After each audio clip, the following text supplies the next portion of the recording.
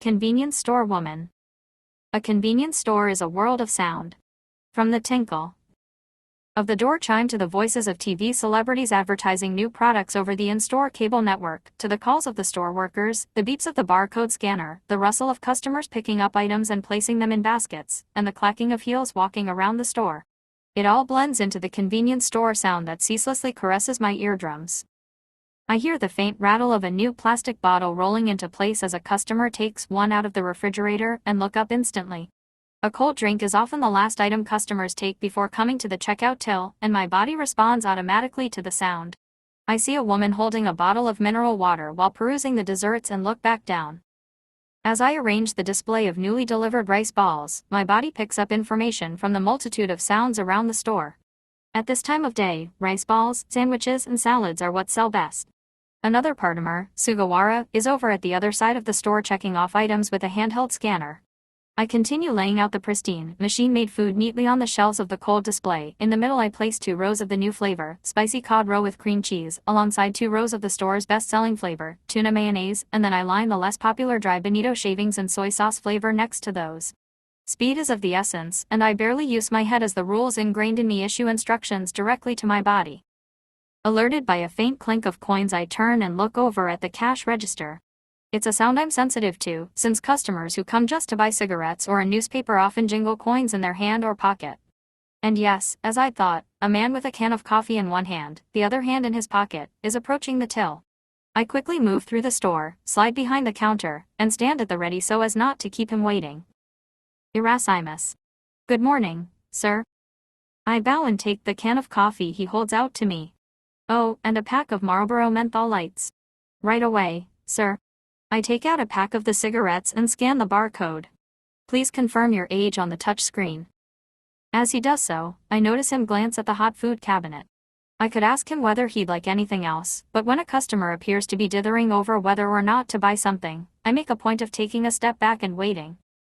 And a corn dog. Right away, sir. Thank you. I disinfect my hands with alcohol, open the hot cabinet, and take out a corn dog. Shall I put the hot food and cold drink in separate bags? Oh no, don't bother. Together's fine. I put the can of coffee, cigarettes, and corn dog into a small size bag. Until then the man had been jingling the coins in his pocket, but now he suddenly moves his hand to his breast pocket as though something has just occurred to him. Instantly I deduce that he will use electronic money. I'll pay by Suica. Certainly, sir. Please touch your card here. I automatically read the customer's minutest movements and gaze, and my body acts reflexively in response. My ears and eyes are important sensors to catch their every move and desire. Taking the utmost care not to cause the customer any discomfort by observing him or her too closely, I swiftly move my hands according to whatever signals I pick up. Your receipt, sir. Thank you for your custom. Thanks, he says, taking his receipt and leaving. I'm sorry to have kept you waiting, I say with a bow to the woman next in the queue. Irasimus. Good morning. The morning period is passing normally in the brightly lit box of the convenience store, I feel. Visible outside the windows, polished free of fingerprints, are the figures of people rushing by. It is the start of another day, the time when the world wakes up and the cogs of society begin to move. I am one of those cogs, going round and round. I have become a functioning part of the world, rotating in the time of day called morning. I am just running to put out more rice balls when our supervisor, Mrs. Izumi, calls out to me. Miss Furukawa, how many 5,000 yen notes are there left in that till? Only 2. Oh dear, there must have been a lot of customers paying with 10,000 yen notes. There aren't many left in the safe either. I'd better go to the bank this morning, once the rush and deliveries have calmed down. Yes, thank you. Mrs. Izumi is a casual worker about the same age as me, but the night shift has been so short of staff lately that the store manager has been doing nights and putting her in charge during the day, as though she were a regular staff member sent from head office. Okay then, I'll go for change around 10 o'clock. And while I'm thinking about it, there happens to be a special order for sushi pockets today, so please keep an eye out for the customer when he comes to collect it. I will. I look at the clock, almost 9:30. The morning rush is nearly over, and I have to finish dealing with the delivery and start preparing for the lunchtime rush. I stretch my back and go out into the store to finish putting out the rice balls. The time before I was reborn as a convenience store worker is somewhat unclear in my memory. I was born into a normal family and lovingly brought up in a normal suburban residential area. But everyone thought I was a rather strange child. There was the time when I was in nursery school, for example, when I saw a dead bird in the park. It was small, a pretty blue, and must have been someone's pet. It lay there with its neck twisted and eyes closed, and the other children were all standing around it crying. One girl started to ask, "What should we?" But before she could finish, I snatched it up and ran over to the bench where my mother was chatting with the other mothers. "What's up, Keiko?" "Oh. A little bird. Where did it come from, I wonder?" she said gently, stroking my hair. "The poor thing. Shall we make a grave for it?" "Let's eat it," I said. "What? Daddy likes yakitori, doesn't he? Let's grill it and have it for dinner." She looked at me, startled. Thinking she hadn't heard properly, I repeated what I'd said, this time clearly enunciating my words. The mother sitting next to her gaped at me, her eyes, nostrils, and mouth forming perfect O's. She looked so comical I almost burst out laughing. But then I saw her staring at the bird in my hand and I realized that one of these little birds probably wouldn't be enough for Daddy. "Shall I get some more?"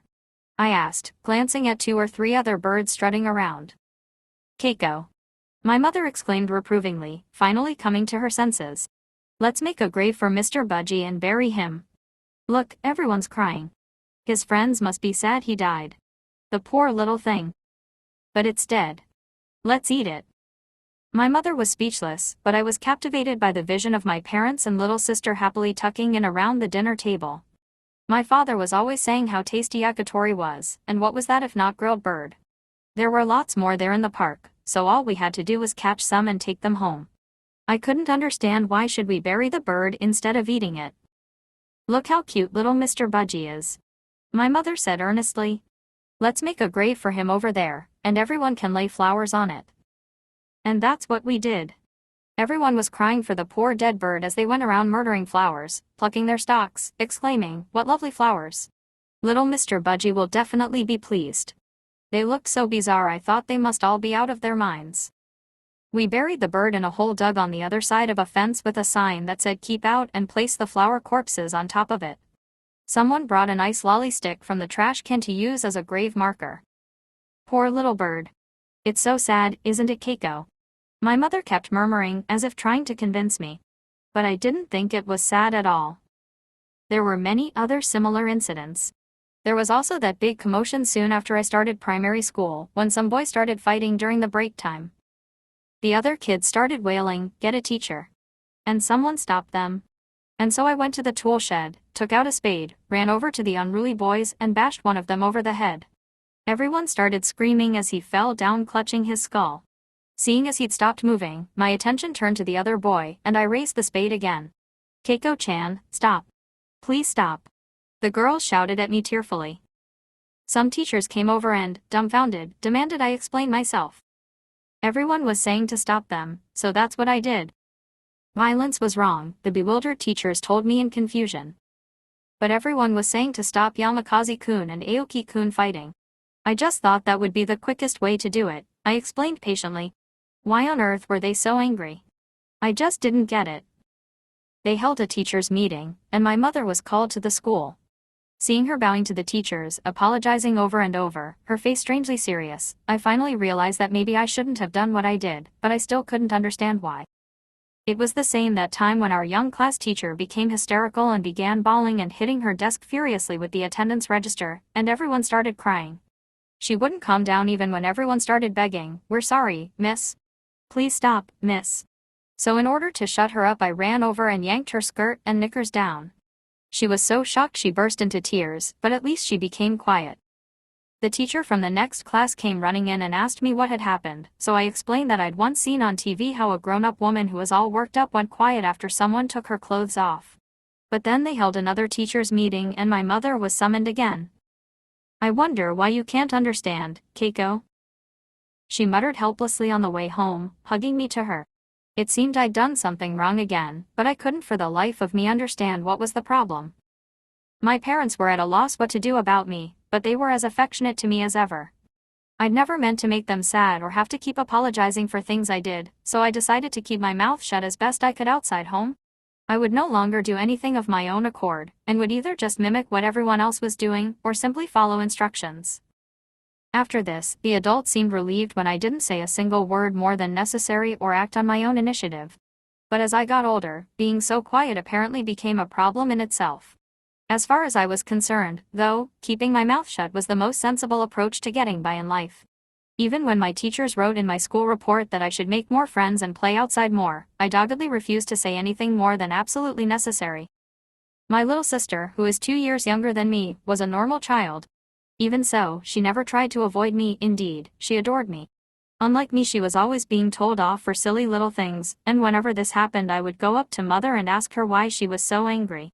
This generally put an end to the lecture, and my sister always thanked me for it as if she thought I were protecting her.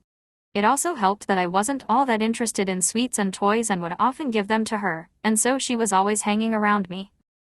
My family always loved and cherished me, and that's why they were so worried and wanted to cure me. I recall hearing my parents discussing how to do this, and wondered what it was about me that needed correcting. My father once drove me some distance to another town to meet a therapist. The therapist immediately assumed there must be some problem at home, but really there wasn't. My father, a bank clerk, was a mild and steady type, while my mother was kind of a little timid, and my little sister was really fond of me. For the time being, shower her with affection and let's see how things go was the bland conclusion, and so my parents assiduously brought me up with loving care. I didn't make any friends at school, but I wasn't particularly picked on or bullied, and I managed to get myself through elementary and secondary without saying anything uncalled for. I didn't even change after graduating from high school and going on to university. I basically spent my free time alone, and didn't talk to anyone in private at all. I never repeated the kind of trouble I'd caused in primary school, but still my parents worried that I wouldn't survive in the real world. And so, believing that I had to be cured, I grew into adulthood. The Smile Mart outside Hiromichi Station opened on May 1, 1998, soon after I started university.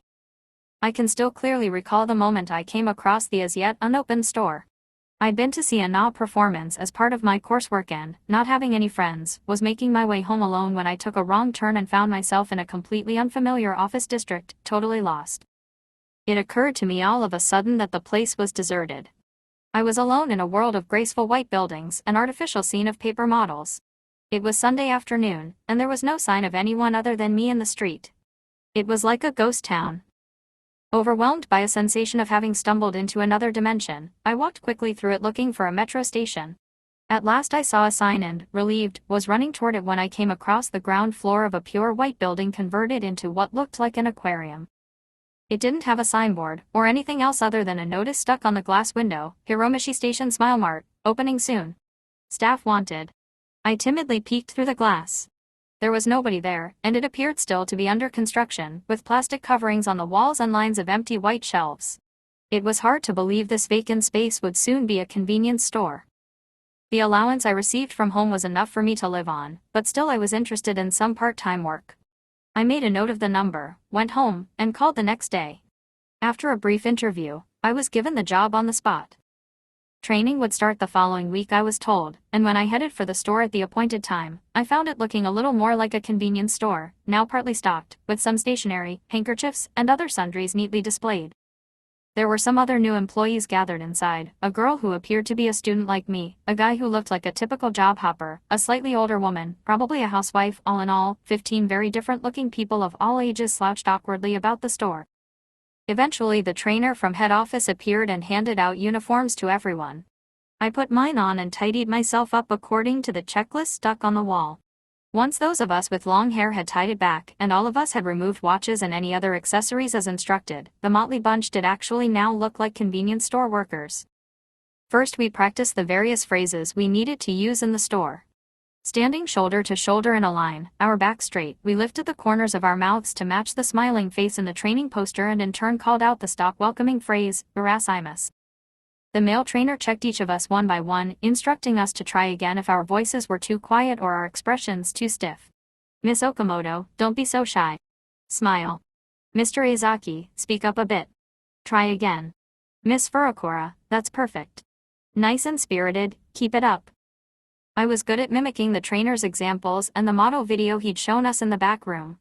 It was the first time anyone had ever taught me how to accomplish a normal facial expression and manner of speech. For the 2 weeks prior to opening, we worked in pairs to role-play dealing with imaginary customers. We practiced looking the customer in the eye, smiling and bowing, cleaning our hands with alcohol before handling items from the hot food cabinet, putting hot and cold items into separate bags, and sanitary products into paper bags. The money in the till was real, so we would become accustomed to handling it, but the receipts were marked training in big letters, and our customers were our fellow uniformed workers, so it was rather like playing at shop.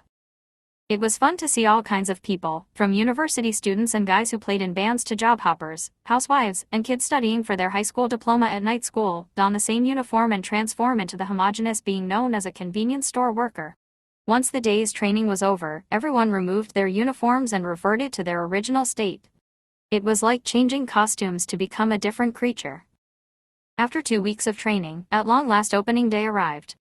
I arrived at the store in the morning to find the empty white shelves now fully stocked, the tightly packed items looking somehow unreal. Finally, it was time. This is the real thing, I thought to myself as the doors opened. Real customers, not the imaginary ones projected in training. And there were all kinds. Being in an office district, I had an image of all our customers in business suits or uniforms, but the people waiting outside appeared to be a group of local residents.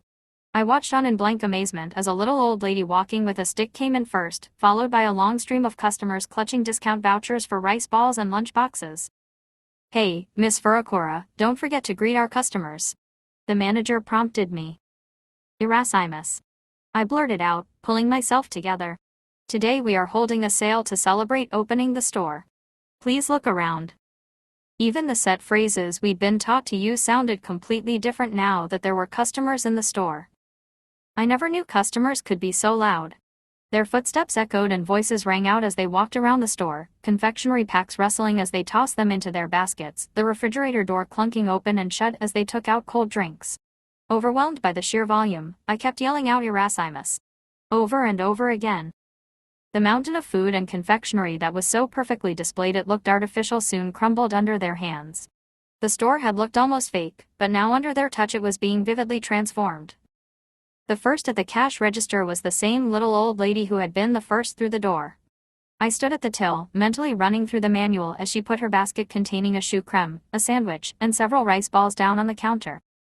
All the staff behind the counter straightened as she approached. Aware of their eyes on me, I bowed to her the way I'd learned in training. "Irasimus," I called out in precisely the same tone as the woman in the training video as I pulled the basket toward me and began scanning the barcodes, just as we'd been taught. The manager stood at my side, briskly placing the products in a plastic bag. "What time do you open?" she asked. Today we opened at 10. From now on we'll be open all the time." Noting how inept I was at answering questions we hadn't practiced in training, the manager quickly followed up with, "From now on we shall be open 24 hours, 7 days a week, year-round. Please come and shop here at your convenience." "Oh my, you're open at night too? And early in the morning?" "Yes," I told her, nodding. "How very convenient. It's hard for me to walk with my bad hip, you see. The supermarket is so far away. It's been such a bother," she said, giving me a smile. "Yes, we'll be open 24 hours from now on. Please come at your convenience," I said, echoing the phrases the manager had used. "That's wonderful. It'll be hard on you store workers, though." "Thank you," I said, enthusiastically bowing the way the manager had done. The woman laughed and said, "Thank you, I'll come again," and moved away from the till. "Well done, Miss Furakura," the manager told me. "That was perfect. You kept your calm, even though it was your first time on the till. Good job, keep it up. Oh look, the next customer." I looked around and saw a man approaching with lots of discounted rice balls in his basket. "Irasimus," I called in exactly the same tone as before and bowed, then took the basket from him. At that moment, for the first time ever, I felt I'd become a part in the machine of society. I've been reborn, I thought. That day, I actually became a normal cog in society. The Hiromichi Station Smile Mart has remained open ever since that day, its lights on without a break. Sometimes I use a calculator to work out the number of hours that have passed since then. The other day, the store was open on May 1st for the 19th time, having been open continuously for 157,800 hours. I'm now 36 years old, and the convenience store worker me is 18. None of the other workers who did their training with me are here anymore, and we're now on our 8th manager. Not a single product on sale in the store at that time is left. But I'm still here. When I first started here, there was a detailed manual that taught me how to be a store worker, and I still don't have a clue how to be a normal person outside that manual. Even now my parents indulgently look on as I remain in the same dead-end job. There were times in my 20s that I felt sorry for them and went through the motions of applying for career positions, but having only ever had the same job, I rarely even passed the screening selection. And even if I made it to an interview, I couldn't explain very well why I had spent so many years working there. Sometimes I even find myself operating the checkout till in my dreams. I wake up with a start, thinking, this new line of crisps is missing a price tag, or we've sold a lot of hot tea, so I'd better restock the display cabinet.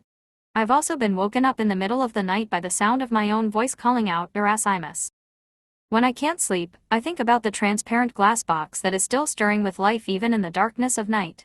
That pristine aquarium is still operating like clockwork. As I visualize the scene, the sounds of the store reverberate in my eardrums and lull me to sleep. When morning comes, once again I'm a convenience store worker, a cog in society. This is the only way I can be a normal person. I arrive at the Hiromichi Station Smile Mart every morning at 8. My shift is from 9, but I come early to have breakfast before starting. I pick up a 2-liter bottle of mineral water, select a sandwich or bun close to its sell-by date, pay for them, and take them into the back room to eat.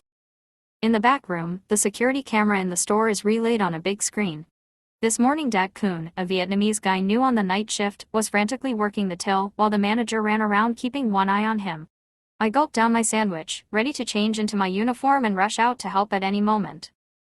For breakfast I eat convenience store bread, for lunch I eat convenience store rice balls with something from the hot food cabinet, and after work I'm often so tired I just buy something from the store and take it home for dinner. I drink about half the bottle of water while I'm at work, then put it in my eco bag and take it home with me to finish at night. When I think that my body is entirely made up of food from this store, I feel like I'm as much a part of the store as the magazine racks or the coffee machine. After breakfast, I check the weather forecast and go over the store's data. The weather forecast is a vital source of information for a convenience store. The difference in temperature from the previous day is an important factor. Today we'll have a high of 21 degrees Celsius and low of 14 degrees Celsius. It will be cloudy, with rain forecast in the evening, when it will feel cooler. On hot days sandwiches sell briskly, whereas on cold days rice balls, meat dumplings and buns are more popular. The sale of food from the counter cabinets also varies according to the temperature. In our branch, croquettes sell well on cold days. Today there also happened to be a sales promotion running on them, so we should make a lot of them, I noted to myself. The other day shift staff always start arriving about now, just after 8:30, when the door opens and a husky voice calls out, "Morning." It is Mrs. Izumi, our trusty supervisor. She's a housewife, 1 year older than me at age 37, and rather stern, but she's an efficient worker. She's a rather flashy dresser and changes out of her high heels into sneakers by her locker. Early again today, Miss Furukawa. "Oh, that's one of those new buns, isn't it? What's it like?" she asked, her eyes settling on the mango chocolate bun in my hand. "The cream tastes weird, and it smells a bit strong, which is quite off-putting. It's not very nice, actually." "Really? Oh dear," the manager ordered 100 of them. "Well, let's at least try to sell the ones that arrived today." Hi. By far most of the store workers are university students or job hoppers, and it's unusual for me to work with a woman my age. Mrs. Izumi tied her hair back and put on a white shirt and light blue tie over her navy blue jersey blouse. When the current owner took over, he made us all start wearing a shirt and tie under our uniforms, although it was never the rule before. She was checking her appearance in the mirror when Sugawara came flying and calling out, "Good morning." Sugawara is 24, a loud and cheerful type. She's a singer in a band and goes on about wanting to dye her short hair red. She's a bit plump and not without a certain charm, but often used to be late and was frequently scolded by the manager for wearing earrings at work. Thanks to Mrs. Izumi's forthright manner of scolding and educating her, however, she now takes her job much more seriously and is an enthusiastic member of staff. Also on the day shift are Iwaki, a tall and lanky university student, and job hopper Yukishida, who's now found a proper job and will be leaving soon. Iwaki has also said he'll be looking for a job and will have to take more days off, so the manager thinks he'll either have to come back to the day shift or employ someone new if the store is to keep running smoothly. My present self is formed almost completely of the people around me. I am currently made up of 30% Mrs. Izumi, 30% Sugawara, 20% the manager, and the rest absorbed from past colleagues such as Sasaki, who left 6 months ago, and Okazaki, who was our supervisor until a year ago. My speech is especially infected by everyone around me and is currently a mix of that of Mrs. Izumi and Sugawara. I think the same goes for most people. When some of Sugawara's band members came into the store recently, they all dressed and spoke just like her. After Mrs. Izumi came, Sasaki started sounding just like her when she said, "Good job, see you tomorrow." Once a woman who had gotten on well with Mrs. Izumi at her previous store came to help out, and she dressed so much like Mrs. Izumi I almost mistook the two. And I probably infect others with the way I speak too. Infecting each other like this is how we maintain ourselves as human, is what I think. Outside work, Mrs. Izumi is rather flashy, but she dresses the way normal women in their 30s do, so I take cues from the brand of shoes she wears and the label of the coats in her locker. Once she left her makeup bag lying around in the back room, and I took a peek inside and made a note of the cosmetics she uses. People would notice if I copied her exactly, though, so what I do is read blogs by people who wear the same clothes she does and go for the other brands of clothes and kinds of shawls they talk about buying. Mrs. Izumi's clothes, accessories, and hairstyles always strike me as the model of what a woman in her 30s should be wearing. As we were chatting in the back room, her gaze suddenly fell on the ballet flats I was wearing. "Oh, those shoes are from that shop in Omotesano, aren't they? I like that place too. I have some boots from there." In the back room she speaks in a languid drawl, the end of her words slightly drawn out. "I bought these flats after checking the brand name of the shoes she wears for work while she was in the toilet." "Oh really? Wait, do you mean those dark blue ones you wore to the shop before? Those were cute," I answered, copying Sugawara's speech pattern, but using a slightly more adult tone. Her speech is a rather excitable staccato, the exact opposite of Mrs. Izumi's, but mixing the two styles works surprisingly well. "We've got quite similar tastes, haven't we? I like your bag too," Mrs. Izumi said with a smile.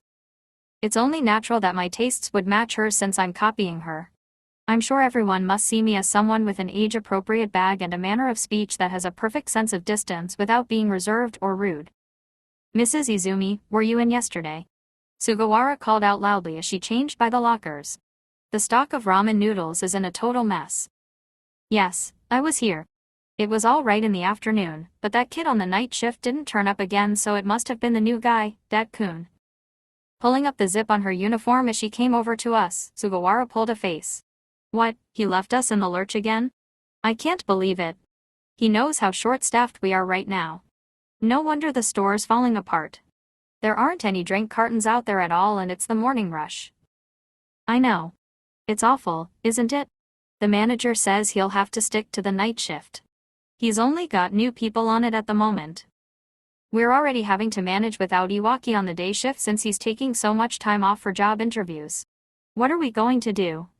If people want to leave, that's fine, but they should make sure they give enough notice. Otherwise they're just making things difficult for the rest of us." Hearing the two of them speak with such feeling, I felt a twinge of anxiety. There wasn't a trace of anger in my body.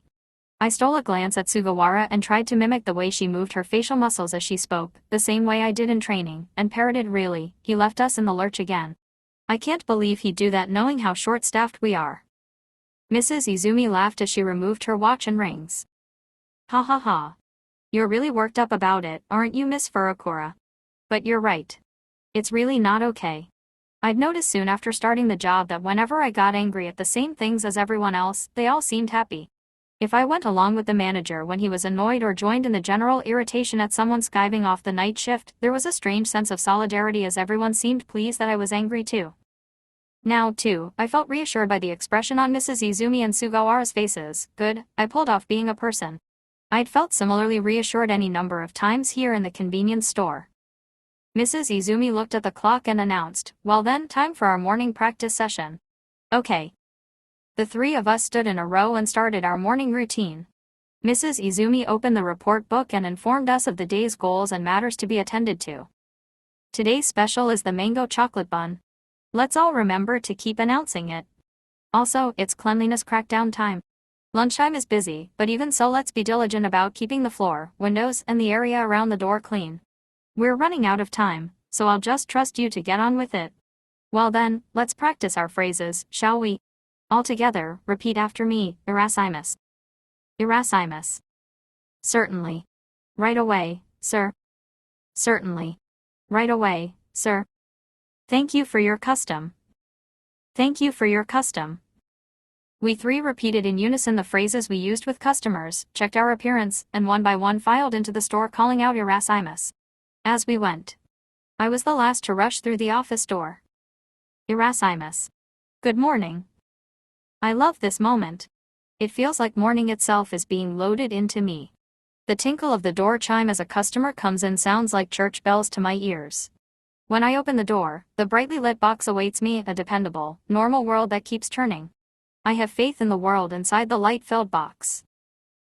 My days off are Friday and Sunday, and on Fridays I sometimes go to see a friend who is now married and lives in the area we grew up in. At school I'd been so intent on not speaking that I didn't make any friends, but later on after I'd already started working, I got to know her after going to an alumni reunion. Wow, Furukawa, you look totally different.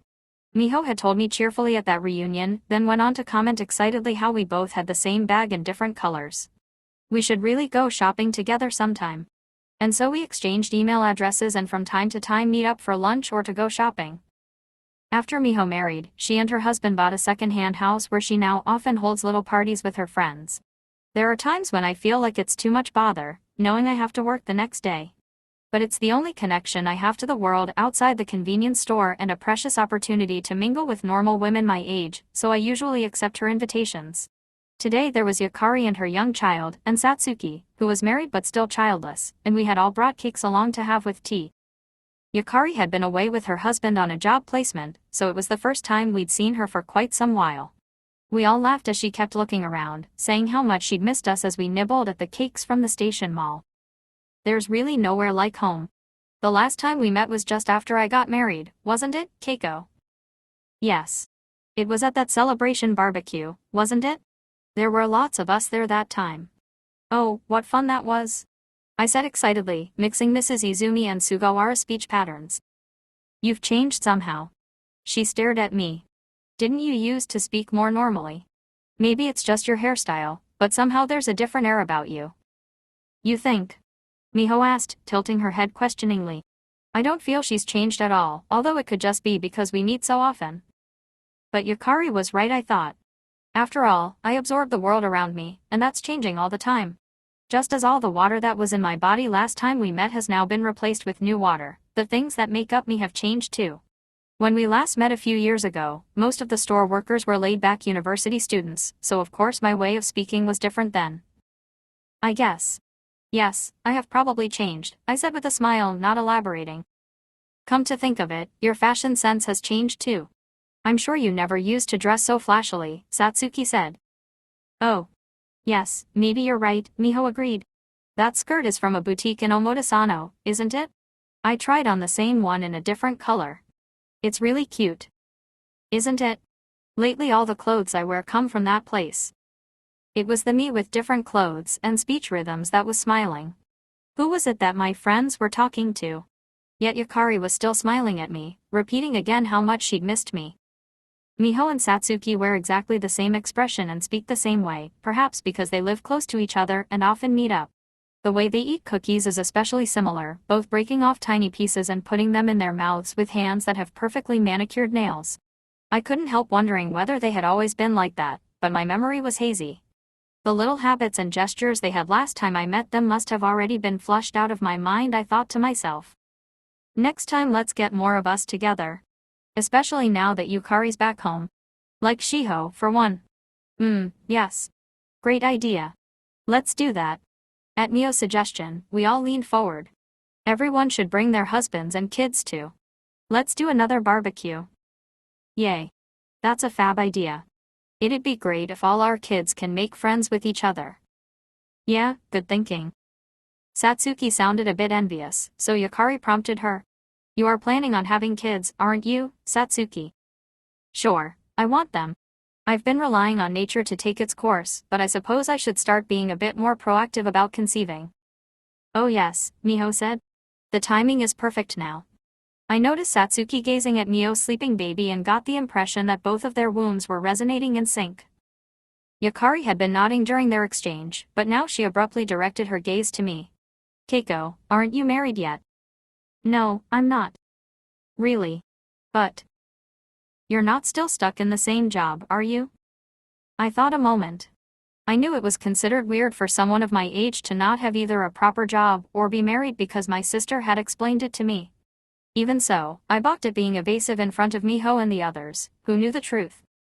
Yep, I'm afraid so. Yukari looked flustered by my answer, and so I hastily added, I'm not very strong, so I'm better off in a casual job. I've made it known among old friends that I have certain health issues that make it more convenient for me to have a part-time job. At my workplace, I tell them it's because my parents are ill and I need to care for them. I have my sister to thank for thinking up these excuses for me. When I was in my early 20s, it wasn't unusual to be a freeter, so I didn't really need to make excuses. But subsequently everyone started hooking up with society, either through employment or marriage, and I was the only one who hadn't done either. While I always say it's because I'm frail, deep down everyone must be thinking that if that's so, why would I choose to do a job in which I'm on my feet for long periods every day? Do you mind if I ask you a personal question? Have you ever been in love, Keiko? Satsuki asked teasingly. In love? Like, have you ever dated anyone? Come to think of it, I've never heard you talk about that sort of thing. Oh, I see. No, I haven't, I answered automatically. Everyone fell quiet and exchanged uncomfortable glances with each other. Too late I remembered that my sister had told me in such cases I should give a vague answer like, well, there was someone I liked but I'm not a good judge of men. This would give the impression that I'd at least had a lover or something that might have involved some kind of physical relationship, even if I'd never had an actual boyfriend. You can just give a vague answer to a personal question, and they'll come to their own conclusions, she told me. Well, I messed that one up, I thought to myself. You know, I've got quite a few gay friends, Miho intervened, so I kind of get it. These days you can also be asexual or whatever you like. Oh yes, I heard that's on the increase. Like there are young people who just aren't interested in it at all. I saw a program on TV about that. It's apparently really hard for them to come out too.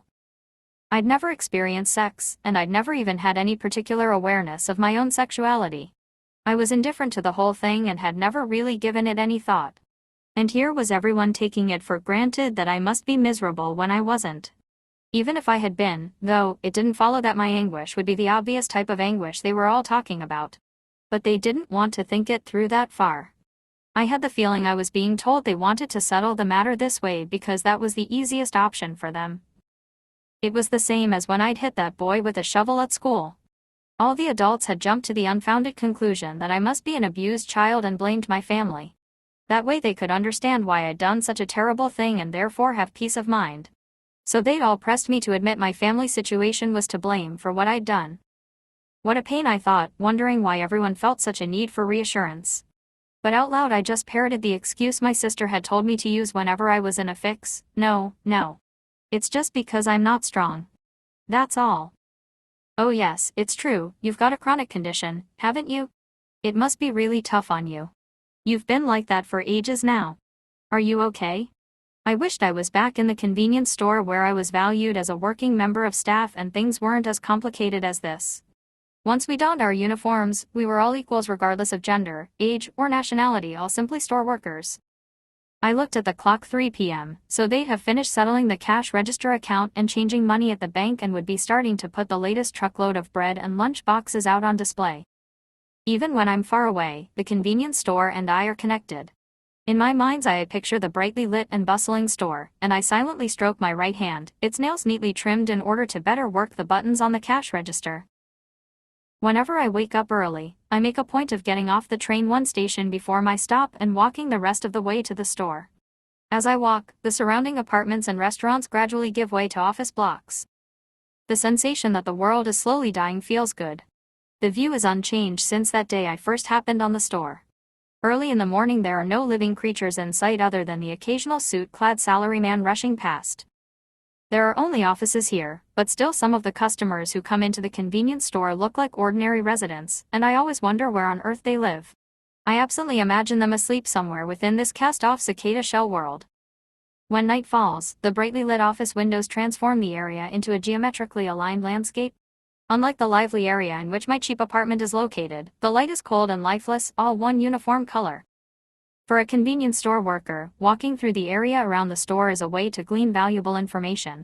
If a nearby restaurant starts selling lunch boxes, it will impact our sales, and road work starting up will mean more customers.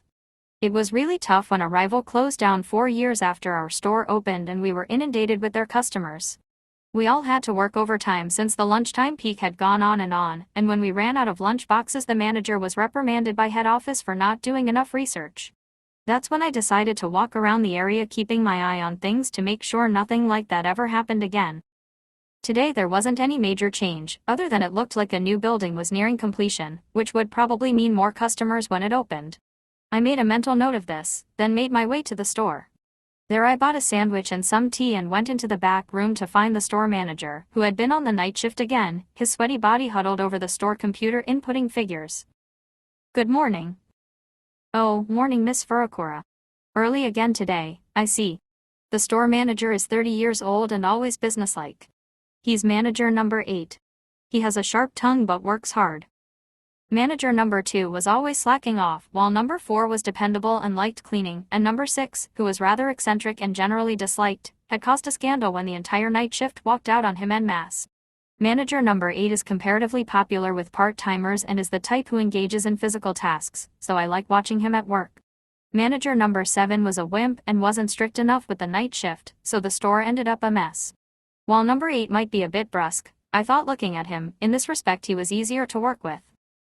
For 18 years, there has always been a manager, even if his appearance keeps changing. Although each is different, taken all together I sometimes have the feeling they are but one single creature. Manager number 8 has a loud voice, and it booms around the back room. "Oh, today you'll be on with that new guy, Shuraha," he told me. "He did his training at night, so it'll be his first time on the day shift. Look after him, will you?" "Yes, I will," I answered energetically, and the manager nodded several times as he continued to input figures without pause. "You know, Miss Furukawa, I can always rest easy when you're here. Iwaki has gone for good now, so it'll just be you, Mrs. Izumi, Sugawara, and now Shuraha on the frontline day shift. It looks like I'm going to have to stay on the night shift for the time being, so I'm relying on you." The manager has a way of drawing out the ends of his words just like Mrs. Izumi does, although their tones of voice are completely different. He came after Mrs. Izumi, so it was probably she who infected him, while she in turn probably absorbed his way of talking and ended up lengthening her drawl. Thinking about this I nodded and, imitating Sugawara's speech, said, "Sure, no problem. The sooner we get someone new the better. Yeah, I've put up help wanted ads, and I've also asked the guys on the night shift if they have any friends looking for a job. Your being able to come in 5 days a week on the day shift is a big help, Miss Furukawa." In a short-staffed convenience store, a store worker can sometimes be highly appreciated just by existing, by virtue of not rocking the boat. I'm not particularly brilliant compared to Mrs. Izumi and Sugawara, but I'm second to none in terms of never being late or taking days off. I just come in every day without fail, and because of that I'm accepted as a well-functioning part of the store. Just then a thin voice came from the other side of the door. "Oh, Shuraha, it's you. Come in, come in," the manager said. "Didn't I tell you to arrive 30 minutes early? You're late." The door opened quietly, and a tall man, almost 6 feet and lanky like a wire coat hanger, came in, his head drooping. He looked as though he were made of wire, and his glasses were like silver twined around his face. He was wearing a white shirt and black trousers as dictated by the store rules, but he was too skinny and the shirt didn't fit him, so that while his wrists were exposed, the fabric was unnaturally puckered around his stomach. I covered my shock at his skin and bone appearance by quickly lowering my head in greeting. "Pleased to meet you. I'm Furukawa, from the day shift. Looking forward to working with you." The way I said this was probably close to the store manager's speech. Shuraha flinched at my loud voice and answered noncommittally, Come on, Shuraha. Where are your manners?" The manager admonished him. "It's essential to get off to a good start, so make your greetings properly."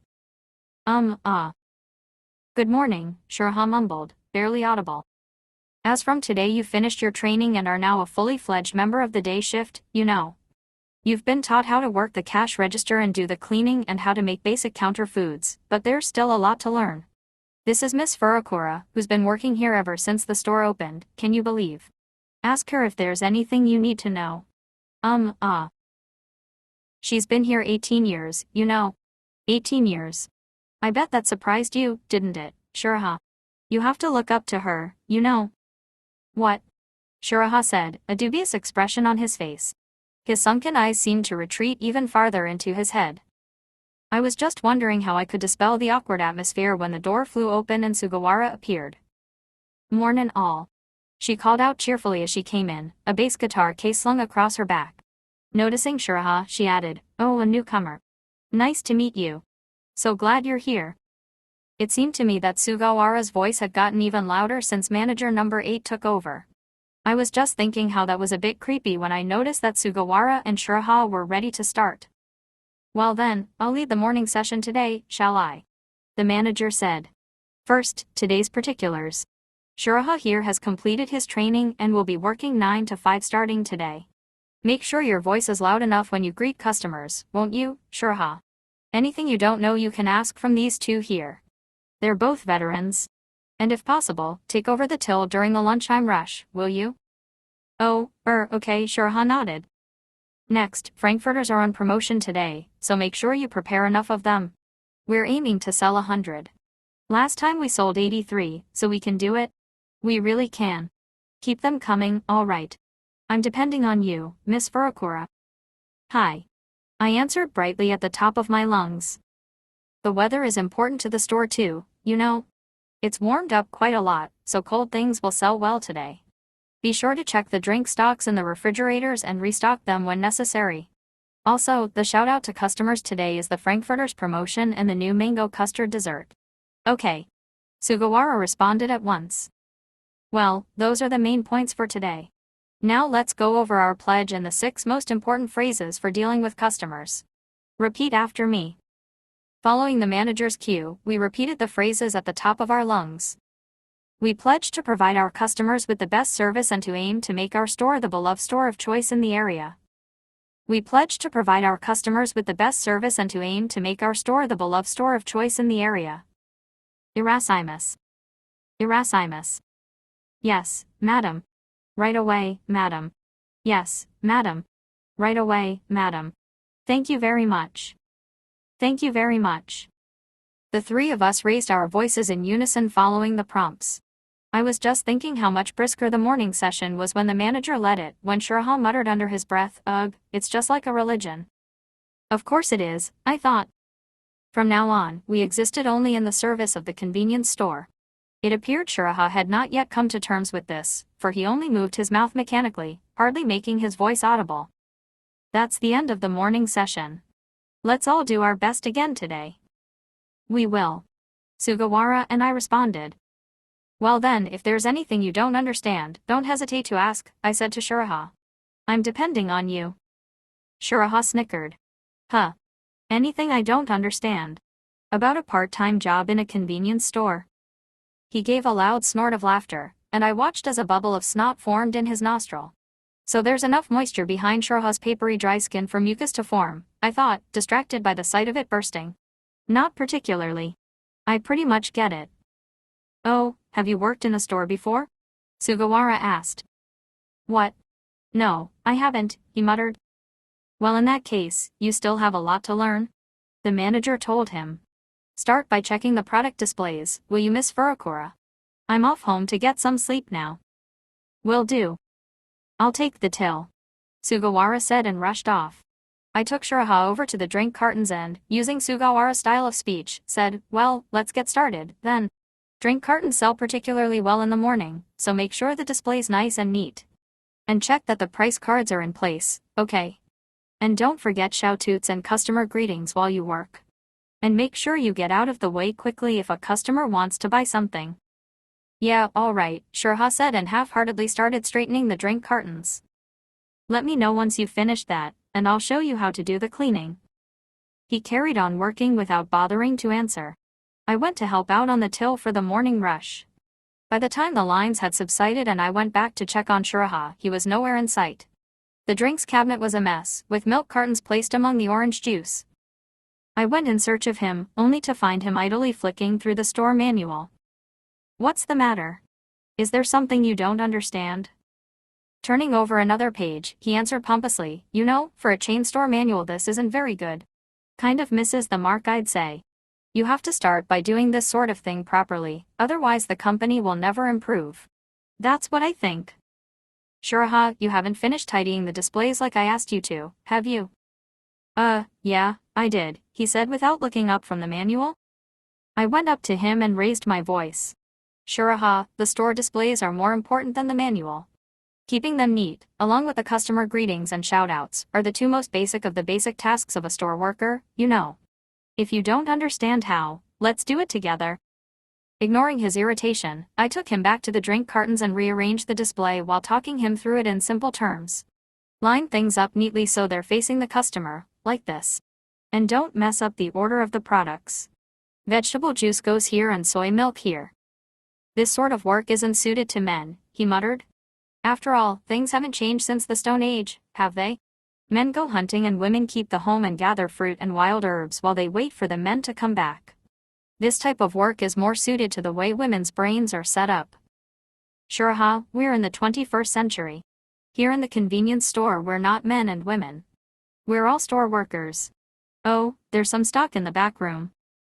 Let's go and sort that out together so you can see how it's done. I took some of the stock out of the walk-in refrigerator, explained to Shuraha how to refill the displays, and then hurried back to my own work.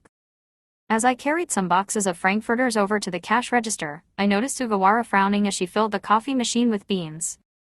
That guy is weird, isn't he? He's only just finished his training and today's his first day, right? He hasn't even spent any time on the till yet, and here he is telling me to let him place the orders. Really? Well, at least he was keen to do something, which wasn't necessarily a bad thing, I thought. She looked up at me and smiled, dimples forming in her plump cheeks. Nothing ever phases you, does it, Miss Furakura? What? No, really, you're amazing. I can't stand that sort of guy. He just rubs me the wrong way.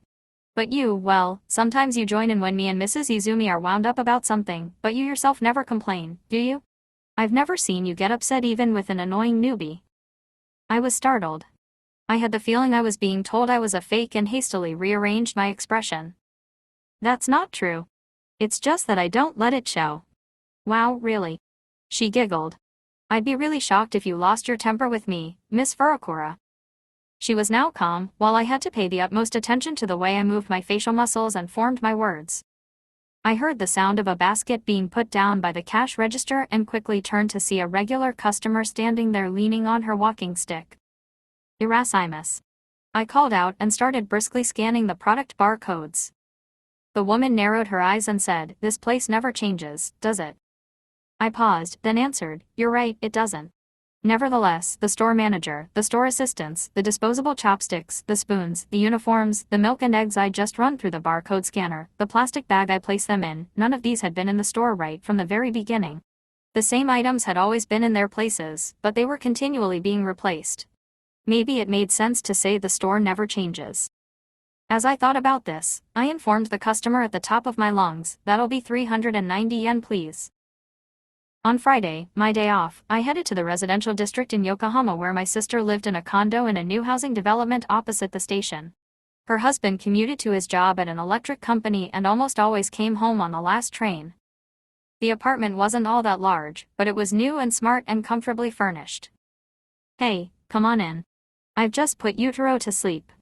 "Thanks," I said and tiptoed inside. It was the first time I'd visited my sister since my nephew was born. So how is it being a parent? It must be hard work.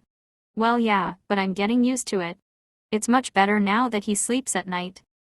When I first saw my nephew through the glass window at the hospital, he looked like an alien creature. But now he'd grown into something more human-like, complete with hair. We sat down to eat the cake I'd brought, accompanied by normal tea for me and caffeine-free Rooibos tea for Mommy. Delicious. I hardly ever get out now Yutaro is here, so I don't get to eat anything like this. Glad you like it. Whenever you give me food, it reminds me of when we were little, she said with an embarrassed smile. I stroked my sleeping nephew's cheek with my forefinger.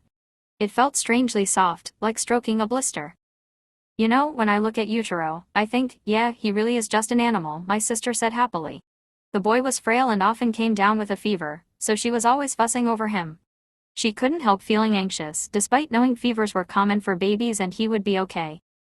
So how are you? Work going well? Sure, I'm doing fine. Oh, and I went to see Miho and the others back home recently. What, again? Lucky them. You should come and see your nephew more often, she said, laughing. As far as I was concerned, though, there wasn't any difference between Mio's child and my nephew, and I didn't understand the logic of coming out all the way here just to see him. Maybe this particular baby should be more important to me than the others. But so far as I could see, aside from a few minor differences, they were all just an animal called a baby and looked much the same, just like stray cats all looked much the same. Oh, come to think of it, Mommy, I wanted to ask you if you can come up with a better excuse for me. Lately when I tell them I'm not very strong, they give me disbelieving looks. Okay, I'll have a think about it. But anyway, you're being rehabilitated, so it's not like you're lying exactly. No need to be embarrassed about it. But once they get it into their heads that I'm not normal, since they all think they are normal, they'll give me a hard time about it, won't they? That'd be a lot of bother. So it'd be handy to have an excuse to fend them off with. When something was strange, everyone thought they had the right to come stomping in all over your life to figure out why. I found that arrogant and infuriating, not to mention a pain in the neck. Sometimes I even wanted to hit them with a shovel to shut them up, like I did that time in elementary school. But I recalled how upset my sister had been when I casually mentioned this to her before and kept my mouth shut. She had always been kind to me ever since we were little, and I never wanted to hurt her, so I changed the subject and said cheerfully, "Oh, that reminds me. I met Yukari for the first time in ages, and she told me I'd changed." "Yeah, you are a bit different from the way you used to be." "I am. But then so are you, Mommy.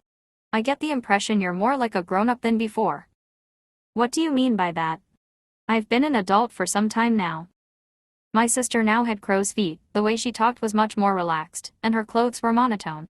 There were probably lots of people like this in her life now, I thought. The baby started to cry. My sister hurriedly picked him up and tried to soothe him.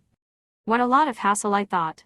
I looked at the small knife we'd used to cut the cake still lying there on the table. If it was just a matter of making him quiet, it would be easy enough. My sister cuddled him tightly to her. Watching them, I wiped some cream from the cake off my lip. The following morning when I arrived at work, the store was shrouded in an unusually tense atmosphere. Entering through the automatic door, I saw a regular customer looking fearfully over at the magazine corner. A woman who always came to buy coffee rushed past me and out of the store, and two men were standing by the bakery section talking under their breath. Wondering what on earth was going on, I glanced in the direction the customers were looking and realized they were all eyeing a middle-aged man in a shabby suit. He was walking around the store, talking to various customers. I strained my ears to hear what he was saying, and he appeared to be telling them off. "Hey, you there. Stop making the floor dirty," he said shrilly to a man with dirty shoes and then to a woman perusing the chocolates. "Boy. Stop messing up the display." Everyone was watching him nervously, afraid he might pick on them next. A long, straggly line had formed at the cash register, where Dat-kun was frantically working the till while the manager dealt with a parcel delivery order for a set of golf clubs. The man went over to them and roared, "Line up properly along the wall, will you? And make it snappy." The office workers looked alarmed, but they just wanted to finish their shopping quickly and get back to work, so they avoided eye contact and did their best to ignore him. I hurried into the back room and took my uniform out of my locker.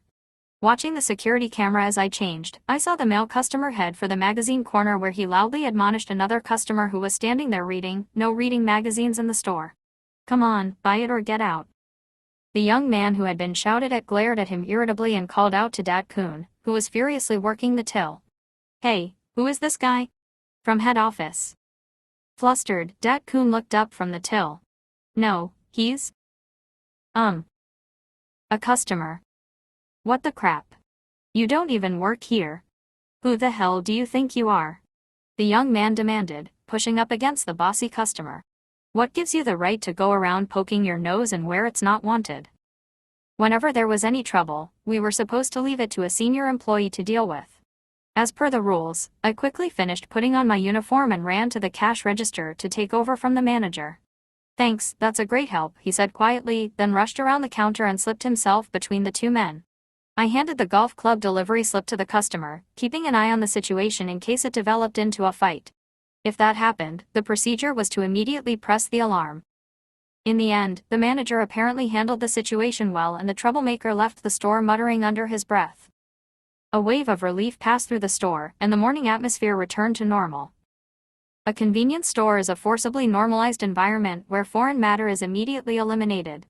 The threatening atmosphere that had briefly permeated the store was swept away, and the customers again concentrated on buying their coffee and pastries as if nothing had happened. "Thank you, Miss Furakura, that was a big help," the manager said once the line at last came to an end and I went to the back room. "Not at all. I'm glad there wasn't a fight. I wonder what on earth got into that guy. I've never seen him before." Mrs. Izumi was already there in the back room and asked the manager, "Did something happen?" "No, just a really weird customer was going around the store shouting at people.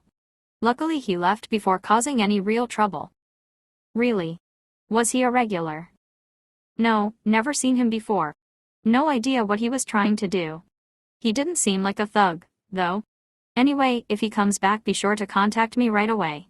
We don't want him causing trouble for the other customers." "Yes, will do." "Well then, I'll be off home now. I'm on again tonight. You must be exhausted. Oh, by the way, can you give Shuraha a talking to for me? He's always shirking his duties, and he doesn't take any notice of what I tell him." Mrs. Izumi almost had the status of a head office employee, so she could discuss employee matters like this with the manager. "He really does seem useless. I've had a bad feeling about him ever since the interview. The way he talks the job down, saying it's only a convenience store, like he's taking the piss. So why did he apply in the first place? I only took him on because we're so short-staffed, but he just doesn't listen unless you really spell everything out for him. He's often late too. Today he's supposed to be on from 9, but he's not even here yet," Mrs. Izumi said with a frown. "How old is he? 35 or so. And taking a job like this. He's beyond hope, isn't he? A dead-ender. The worst type, just a burden on society. People have a duty to fulfill their role in society either through the workplace or the family." Mrs. Izumi nodded vigorously, then nudged the manager. "But then sometimes there are special circumstances, like in Miss Furakura's case, which is understandable." "Ah, yes, right. In Miss Furakura's case it can't be helped. It's different for men and women too," the manager also hastily added. Before I could respond he went on, "Shuraha's such a loser, though. I've even caught him fiddling with his cell phone while working the till. Yes. I've seen him do that too." "What? While he's working?" I asked in surprise. It was a fundamental rule never to carry your phone around while at work. I couldn't understand why he'd violate such a simple directive. "You know I always check the security camera for the times I'm not here, right? Shuraha's new on the job, so I keep an eye on him to see what he's like. On the surface he seems to be doing kind of okay, but he does have a habit of neglecting the work, doesn't he?" "I'm sorry I never noticed it." No, it's nothing for you to apologize about, Miss Furakura. You've been doing really well with greeting customers, I must say. Every time I check the camera, I'm impressed. You're really great. You never take time off, and you never do anything less than an excellent job." Manager number 8 was looking over me when he wasn't there and knew that I was a faithful disciple to the store. "Thank you," I said, bowing deeply. Just then the door opened and Shuraha came in. "Oh. Good morning," he said listlessly, his voice barely audible. He was all skin and bones and probably needed the suspenders visible through his white shirt to hold his trousers up. The skin on his arms looked as though it was stuck straight onto his bones, and I wondered how all his internal organs could fit into such a skinny body. "Shuraha, you're late. You should be here changed and ready to start the morning session 5 minutes before time. And make sure you greet everyone properly with a bright and cheerful good morning when you come into the office. Plus, it's forbidden to use your cell phone except during your breaks. You have it with you when you're working on the till, don't you? I've seen you look at it." "Ah. Oh, sorry." Shuraha was visibly disconcerted. You mean yesterday? Were you watching me, Miss Furakura?" He seemed to think I'd told on him. "No," I said, shaking my head. "The camera, Shuraha," the manager said. "The security camera. When I'm on night shift I always check up on what's been going on during the day shift." "Well, maybe I didn't explain the rule against using your cell phone clearly enough, but don't do it, okay?" "Oh, okay. I didn't know. Sorry." "Right. Don't do it again. Oh, Mrs. Izumi, will you come out into the store with me? I want to get the summer gift section up on the aisle and shelves. I want to make a big display this time." "Sure. The samples have already arrived, haven't they? I'll give you a hand. I want to get it done today." I need to include an extra shelf at the bottom for miscellaneous summer goods, so we have to change the heights of all the shelves. Miss Furakura and Shuraha, can you get on with the morning practice on your own? I want to get this scene to first. Yes, we will. Once the manager and Mrs. Izumi had left the back room, Shuraha tutted. When I glanced over at him, he spat, huh? He sure does talk big for a lowly convenience store manager. When you work in a convenience store, people often look down on you for working there. I find this fascinating, and I like to look them in the face when they do this to me. And as I do so, I always think, that's what a human is. And sometimes even those who are doing the same job are biased against it. Before I knew what I was doing, I looked Shuraha in the face. I find the shape of people's eyes particularly interesting when they're being condescending. I see a wariness or a fear of being contradicted, or sometimes a belligerent spark ready to jump on any attack. And if they're unaware of being condescending, their glazed-over eyeballs are steeped in a fluid mix of ecstasy and a sense of superiority. I looked into Shuraha's eyes. There I saw only prejudice in its simplest form. As if sensing my gaze on him, he opened his mouth to speak, revealing the yellowing roots of teeth that were black in places. He obviously hadn't been to the dentist for a long time. Who is he to throw his weight around anyway? He went on. He's only employed to run a small store like this, so he's basically a loser, isn't he? Just a useless piece of shit. They were harsh words, but he muttered them so quietly I somehow didn't get the feeling he really was all that angry. From where I stood, there were two types of prejudiced people, those who had a deep-rooted urge for prejudice and those who unthinkingly repeated a barrage of slurs they'd heard somewhere. Shuraha appeared to be the latter. He carried on muttering at speed, now and then fumbling his words. Everyone here is a stupid loser. It's the same in any convenience store. You'll only find housewives who can't get by on their husband's salary, job hoppers without plans for the future, and the crappiest students who can't get better jobs like being a home tutor. Or foreigners who send money home. All losers. I see. He really was just like me, uttering words that sounded human when really he wasn't saying anything at all. But he sure did seem to like the word loser.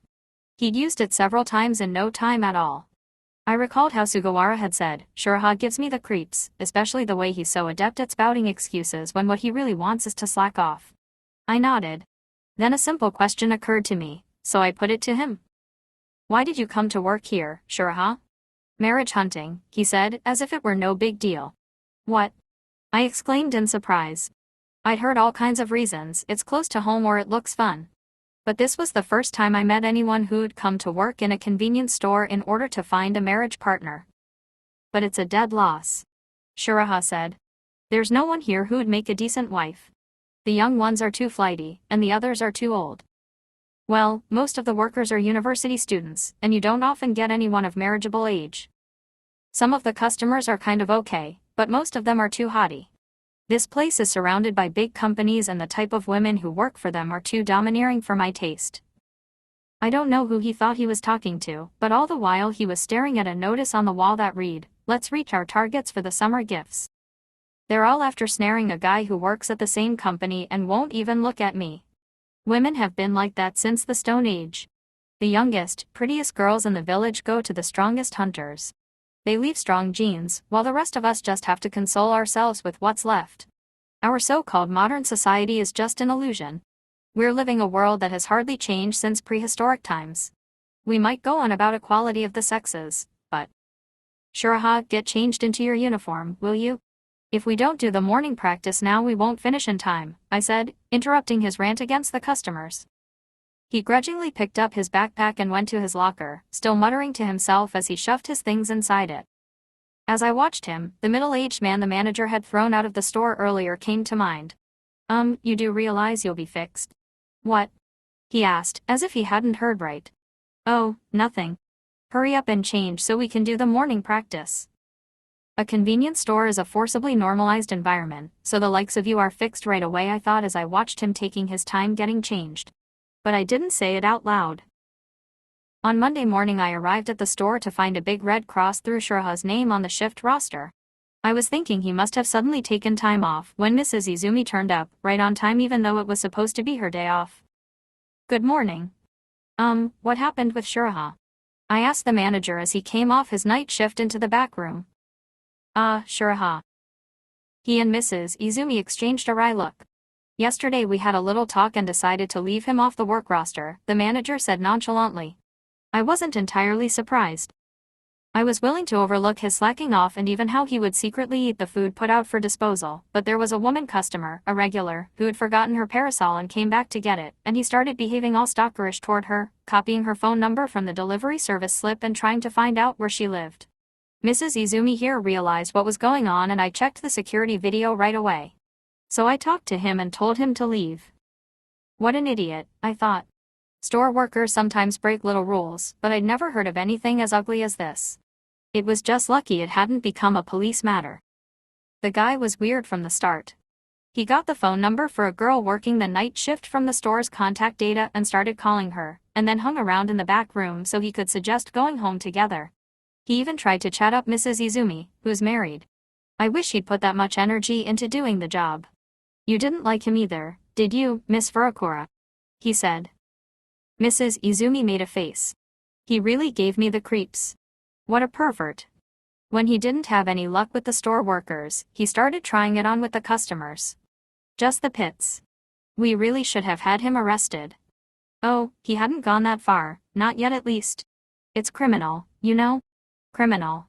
With his sort, the sooner you have him arrested the better. For all they were complaining, though, somehow there was an air of relief in the store. Now that Shiraha was no longer there, it had gone back to being the peaceful place it had been before his arrival. And everyone had become strangely cheerful and chatty, as if refreshed now that the nuisance had gone. To tell the truth, he was getting on my nerves. I'd rather we were short-staffed, said Sugawara with a smile as she arrived for her shift. He was just the worst, always making excuses, and if you warned him about slacking off he'd start going on about the Stone Age. A nutjob, if you ask me. Oh yes, that.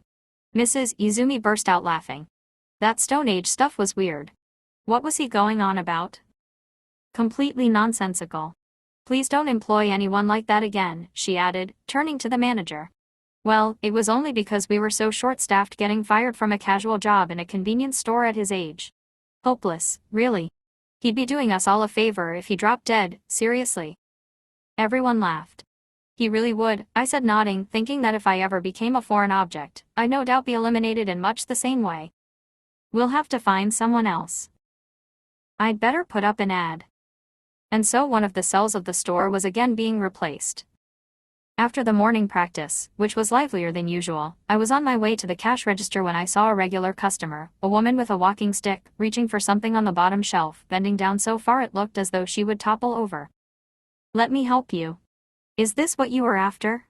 I asked, picking up a pot of strawberry jam. Thank you, she said with a smile. I carried her basket to the till. As she fished out her purse to pay, she again muttered, "This place really doesn't ever change, does it?" Actually, someone was eliminated from here today, I thought. But I merely told her thank you and started scanning her purchases. Her figure overlapped with that of the old lady who had been the very first customer when the store opened 18 years ago. She too had come daily, walking with a stick, until one day I realized she wasn't coming anymore. Maybe her health had deteriorated, or maybe she'd moved. We had no way of knowing. But here I was repeating the same scene of that first day. Since then we had greeted the same morning 6,607 times. I gently placed the eggs in a plastic bag. The same eggs I sold yesterday, only different. The customer put the same chopsticks into the same plastic bag as yesterday, took the same change, and gave the same morning smile. Miho texted to let me know she was holding a barbecue party at her house on Sunday. I had just promised to help her with the shopping in the morning when my cell phone rang. It was a call from home. Keiko, didn't you say you were going to Mio's place tomorrow? Won't you show your face here afterward? Your father misses you. I don't think I can. I have to be in good physical shape for work the next day, so I'd better get home early. Really? What a pity. You didn't come over for New Year's either. Please do come soon. Okay. We were so short-staffed over New Year's that I'd worked every day of the holiday. The convenience store is open 365 days a year, and many of the staff are unable to come in over the new year, what with housewives being busy with their families and international students returning to their home countries. I'd wanted to go see my parents, but when I realized what a fix the store was in, I'd without hesitation opted to work. Well, how are you? My mother went on. You spend all day on your feet, Keiko. It must be tiring. How have things been lately? What's new? Hearing her pry like this, I got the feeling that somehow she was still hoping for some kind of new development in my life. She was probably a bit tired of how I hadn't progressed at all in 18 years. When I told her everything was fine as usual, she sounded both relieved and disappointed at once. After we hung up, I looked at myself in the mirror. I had aged since the day I'd been reborn as a convenience store worker. That didn't bother me, except that I got tired more easily than before. I sometimes wondered what would become of me if I got too old to work here. Manager number 6 had to quit his job when he hurt his back and was unable to work. To ensure that didn't happen to me, I had to keep my body in good shape, for the sake of the store. The next morning, as promised, I helped Miho with the shopping and preparations for the barbecue. At noon, Mio's husband, Satsuki's husband, and some friends who lived a little way away came over. It was the first time we'd all been together for ages. Of the 14 or 15 people gathered together, there were only 2 others apart from me who weren't married. I hadn't thought anything of it since not everyone had come as a couple, but unmarried Mickey whispered to me, "We're the only ones here who can't hold our heads up high, aren't we? It's been such a long time since I've seen everyone." "When was the last time?" "That Hanami party." "Same here. It's my first time back since then too." "So, what are you guys all up to these days?" For quite a few of the friends gathered, it was the first time they had been back in the area for some time, so one by one we all gave updates on our situations. "I'm living in Yokohama now. It's better for work, after all." "Oh, have you changed jobs?" "Yes. I'm in a fashion accessories firm now. The atmosphere in my previous job was a bit, well. You know. I got married and live in Saitama now. I'm still in the same job, though. As you can see, I had a baby and am on maternity leave," Yukari said, and then it was my turn. "I'm working part-time in a convenience store. My health." I was about to give the usual excuse my sister had made for me, when Eri leaned forward. "Part-time. Oh, so that means you got married?" she said, as if it were self-evident. "When was that?" "No, I didn't," I answered. "But then, how come you're only doing that sort of job?" Mamiko asked, puzzled. "Well, you see, my health. You see, Keiko's not very strong, and that's why she doesn't have a regular job," Miho said, covering for me. I started to thank Miho for speaking up for me, but Yukari's husband butted in suspiciously. "What? But you have to be on your feet all day in a job like that." It was the first time I'd ever met him, and here he was leaning forward and frowning at me as if questioning my very existence. Well, I don't have any experience of other jobs, and the store is comfortable for me both physically and mentally." He stared at me as though I were some kind of alien. "What, you never? I mean, if finding a job is so hard, then at least you should get married. Look, these days there are always things like online marriage sites, you know," he sputtered. As I watched, some of his spittle flew out and landed on the barbecue meat. He really should avoid leaning forward over food when talking, I thought. But then Mio's husband started nodding vigorously too. "That's right, why don't you just find someone? It doesn't really matter who it is, after all. Women have it easy in that sense. It'd be disastrous if you were a man, though. How about if we find someone for you? Yoji, you have a wide circle of connections, don't you?" asked Satsuki. "Yes, great idea." Miho and the others exclaimed excitedly. "Can you think of anyone? There must be someone just right for her." Mio's husband whispered in her ear, then forced a smile. "Oh, but all my friends are married now." "No, it's impossible. There's no one. So why don't you register on a marriage site? We should take a photo now for you to use. For that sort of thing, it's best not to use a selfie. You're much more likely to come across as likable and get lots of responses with a photo of you surrounded by a lot of other people, like today's barbecue."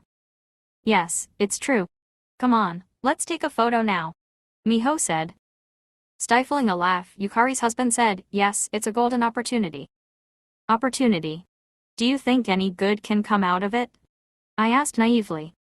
He looked flustered. "Well, worth trying, the sooner the better.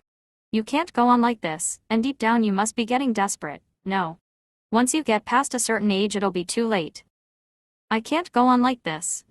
"You mean I shouldn't be living the way I am now?" "Why do you say that?" I genuinely wanted to know, but I heard Mio's husband mutter in a low voice, "Oh, for crying out loud." "I'm getting desperate too," Mickey chimed in. Then she added breezily, but I'm always traveling abroad on business. Well, you've got a high-flying job, Mickey, Yukari's husband said soothingly. You earn more than most men, which I guess makes it pretty hard to find a good match. Oh, the meat's burning. The meat. Miho shouted, distracting everyone's attention, and relieved, they all began helping themselves to meat. Everyone was biting into the meat that had been sprayed by Yukari's husband's saliva. The next thing I knew, just like that time in elementary school, they all turned their backs on me and started edging away, staring curiously at me over their shoulders as though contemplating some ghastly life form. Oh, I thought absently, I've become a foreign object. In my mind's eye I saw Shuraha, who had been forced to leave the store. Maybe it would be my turn next. The normal world has no room for exceptions and always quietly eliminates foreign objects. Anyone who is lacking is disposed of. So that's why I need to be cured. Unless I'm cured, normal people will expurgate me. Finally I understood why my family had tried so hard to fix me. Somehow I felt the need to hear the sound of the convenience store, so on my way home from Mio's that evening I dropped into work. Hey, Miss Furukawa, what's up? The high school girl on the evening shift was busy doing some cleaning but paused when she caught sight of me. Wasn't it your day off today? Yes, that's right. I went to visit my parents, but I thought I'd just place a few orders on my way home. Wow, amazing, you're really dedicated, aren't you? The manager had arrived early and was in the back room. Good evening. Are you about to start your shift? I asked him. Oh, Miss Furukawa, what brings you in now? I got back earlier than expected, and since I was passing nearby I thought I'd just come and input some figures. Oh, you mean the confectionery orders? I dealt with those earlier, but you can check them for me if you like. Thank you. The manager looked a bit pale. Maybe he hadn't been getting enough sleep. I sat down at the store computer and got to work. How are things on the night shift? Do you think you'll have enough people? No, not really. Someone came for an interview, but I didn't take him on. After what happened with Shuraha, I'd better make sure I hire someone we can use next time. The manager often says someone we can use, and I wonder whether I'm someone we can use or not. Maybe I'm working because I want to be a useful tool. What was he like? Oh, he was fine. But age-wise. He's already retired and had just left his previous job because of a bad back. And he said he wanted to be able to take time off work here too when his back was bad. It might be alright if I know in advance, but if I'm going to have him take time off at the last minute, I'm probably better off just doing the night shift myself. I see. When you do physical labor, you end up being no longer useful when your physical condition deteriorates. However hard I work, however dependable I am, when my body grows old then no doubt I too will be a worn-out part, ready to be replaced, no longer of any use to the convenience store. Oh, Miss Furukawa, could you work this Sunday, just the afternoon? Sugawara has a gig and won't be able to come in. Yes, I can do that. Really? That's such a big help. For now I was still a usable tool. Feeling a mix of both relief and anxiety, I said, mimicking Sugawara's way of talking, no, I'm trying to save money, so it suits me just fine, and I smiled. I only noticed Shuraha standing outside the store by chance. It was night, and a plump shadow on a corner in the deserted office district reminded me of a game I had played when I was little. I would stare hard at my shadow on the ground, then quickly look up at the sky and see my own shadow up there. I strained my eyes to see who this shadow on the wall might belong to. As I approached, I realized it was Shuraha, nervously huddled next to a building, trying to keep himself hidden. He looked as though he was waiting for the woman customer he'd been stalking. I remembered the manager saying how the woman always stopped at the convenience store on her way home from work to buy some dried fruit, so he'd hang around in the back room until that time. Shuraha, next time they'll call the police, you know, I called out, making my way around behind him so he wouldn't see me. He spun round, trembling so hard that I was quite taken aback. When he realized it was me, he frowned. What the? If it isn't Miss Furukawa? Are you waiting in ambush? Causing a nuisance for customers is the taboo of all taboos for a store worker, you know? I'm not a store worker anymore. Well, I am, and I can't overlook this. The manager already warned you about it, didn't he? He's in the store now, so maybe I should go call him. Shuraha straightened his back and stood up tall, looking down on me as if trying to intimidate me. What can a corporate slave loser like him do? I haven't done anything wrong. If I take a fancy to a certain woman, then I'll make her mine. Hasn't that always been the tradition between men and women, handed down since ancient times? Shuraha, you said before that the strongest men get the women, didn't you? So you're contradicting yourself. True, I'm not working at the moment, but I've got a vision. Once I start my business, I'll have women flocking to me. Well then, wouldn't the proper way be for you to do that first? Then you'd be able to choose from all those women running after you. Shuraha looked down awkwardly. Anyway, nothing's changed since the Stone Age. It's just that nobody realizes that. In the final analysis, we're all animals, he said, going off on a tangent. If you ask me, this is a dysfunctional society. And since it's defective, I'm treated unfairly. I thought he was probably right about that, and I couldn't even imagine what a perfectly functioning society would be like. I was beginning to lose track of what society actually was. I even had a feeling it was all an illusion. Shuraha looked at me standing there in silence and suddenly pressed his hands to his face. I thought he was about to sneeze, but then I saw drops of water dripping through his fingers and realized he must be crying. It would be awful if we were spotted by any customers, I thought. Anyhow, let's go and sit down somewhere, I said, taking his arm and leading him to a nearby family restaurant. Our society doesn't allow any foreign objects. I've always suffered because of that, Shuraha said, drinking jasmine tea made with a tea bag from the drink bar. I was the one who had gotten the jasmine tea for him, since he didn't make any move to get anything for himself.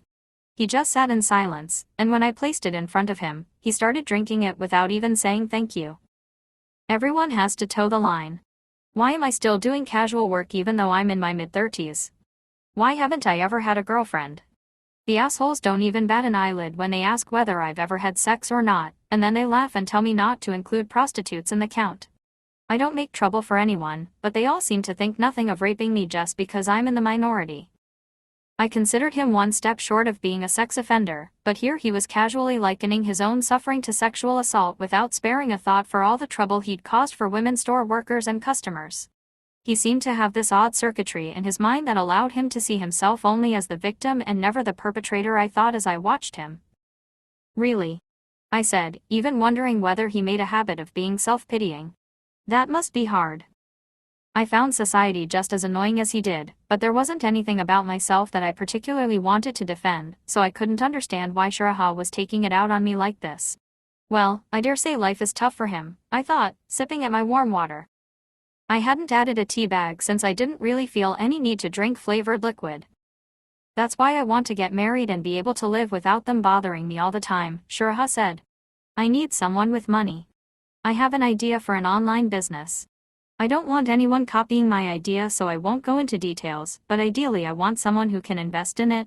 My idea will definitely be a success, and when it is, nobody will be able to moan at me anymore. So even though you hate people meddling in your life, you're deliberately choosing a lifestyle they won't be able to criticize. Surely that was tantamount to accepting society wholesale, I thought, surprised. I'm tired, Shuraha said. I nodded. I suppose it is unreasonable to feel that way. If you can get them to stop complaining just by getting married, then that would be the simple and sensible thing to do, wouldn't it? Don't make it sound so easy. We men have it much harder than women, you know. If you're not yet a fully fledged member of society, then it's get a job, and if you've got a job, it's earn more money, and if you earn more money, it's get married and have offspring. Society is continually judging us. Don't lump me together with women. You lot have a cushy time of it, he said sullenly. Well then, marriage won't solve anything then, will it? Isn't it pointless? I said. But Shuraha didn't answer and carried on talking heatedly. I read history books trying to find out when society went so wrong. But however far back I went, 100 years, 200 years, 1,000 years, it was always wrong. Even if you go back as far as the Stone Age. Shuraha banged his fist on the table, spilling jasmine tea from his cup. And so I realized. This society hasn't changed one bit. People who don't fit into the village are expelled, men who don't hunt, women who don't give birth to children. For all we talk about modern society and individualism, anyone who doesn't try to fit in can expect to be meddled with, coerced, and ultimately banished from the village. Shuraha, you do like talking about the Stone Age, don't you? No, I don't like it. I hate it. But we live in a world that is basically the Stone Age with a veneer of contemporary society, you know? Strong men who bring home a good catch have women flocking around them, and they marry the prettiest girls in the village. Men who don't join in the hunt, or who are too weak to be of any use even if they try, are despised. The setup hasn't changed at all. Oh, I finally managed to say. But I couldn't say he was completely wrong. It was probably the same as the convenience store, where it was just us being continually replaced while the store remained the same unchanging scene. This place really doesn't ever change, does it? The words of the old lady in the store echoed in my head. Furukawa, how can you be so unfazed by it all? Aren't you ashamed of yourself? What? Why? You're still in a dead-end job at your age, and nobody's going to marry an old maid like you now. You're like second-hand goods. Even if you are a virgin, you're grubby. You're like a Stone Age woman past childbearing age who can't get married and is left to just hang around the village, of no use to anyone, just a burden. I'm a man, so I can still make a comeback, but there's no hope for you, is there, Furukawa? Up until now he'd been ranting about people meddling in his life, yet here he was attacking me with the same kinds of reproaches that were making him suffer. His argument was falling apart, I thought. Maybe people who thought they were being violated felt a bit better when they attacked other people in the same way. And I wanted coffee, he said petulantly, as if he'd only just noticed he was drinking jasmine tea. I stood up, went to the drink bar to pour some coffee, and placed it in front of him. Ugh. The coffee in places like this is awful. Shuraha, if all you want is a marriage of convenience, then how about getting together with me? I broached as I put my second cup of warm water on the table and took a seat. What the he exploded. If you hate people interfering in your life so much and don't want to be kicked out of the village, then the sooner you get it over and done with the better, surely, I persisted. I don't know about hunting, I mean, getting a job, but getting married will at least remove the risk of people sticking their noses into your love life and sexual history, won't it? What the hell are you saying? That's ridiculous. I'm sorry, but there's no way I'll ever be able to get it up with you, Furukawa. Get it up? What has that got to do with marriage? Marriage is a matter of paperwork, an erection is a physiological phenomenon. Shuraha kept quiet, so I explained further. You're probably right about society being in the Stone Age. Anyone not needed in the village is persecuted and shunned. Ultimately, it's no different from a convenience store. Anyone the store doesn't need has their shifts reduced or is fired. What are you getting at?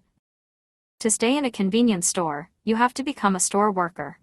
That's simple enough, you just wear a uniform and do as the manual says. And before you say anything, it was the same in Stone Age society, do. As long as you wear the skin of what's considered an ordinary person and follow the manual, you won't be driven out of the village or treated as a burden. I haven't a clue what you're blathering on about. In other words, you play the part of the fictitious creature called an ordinary person that everyone has in them.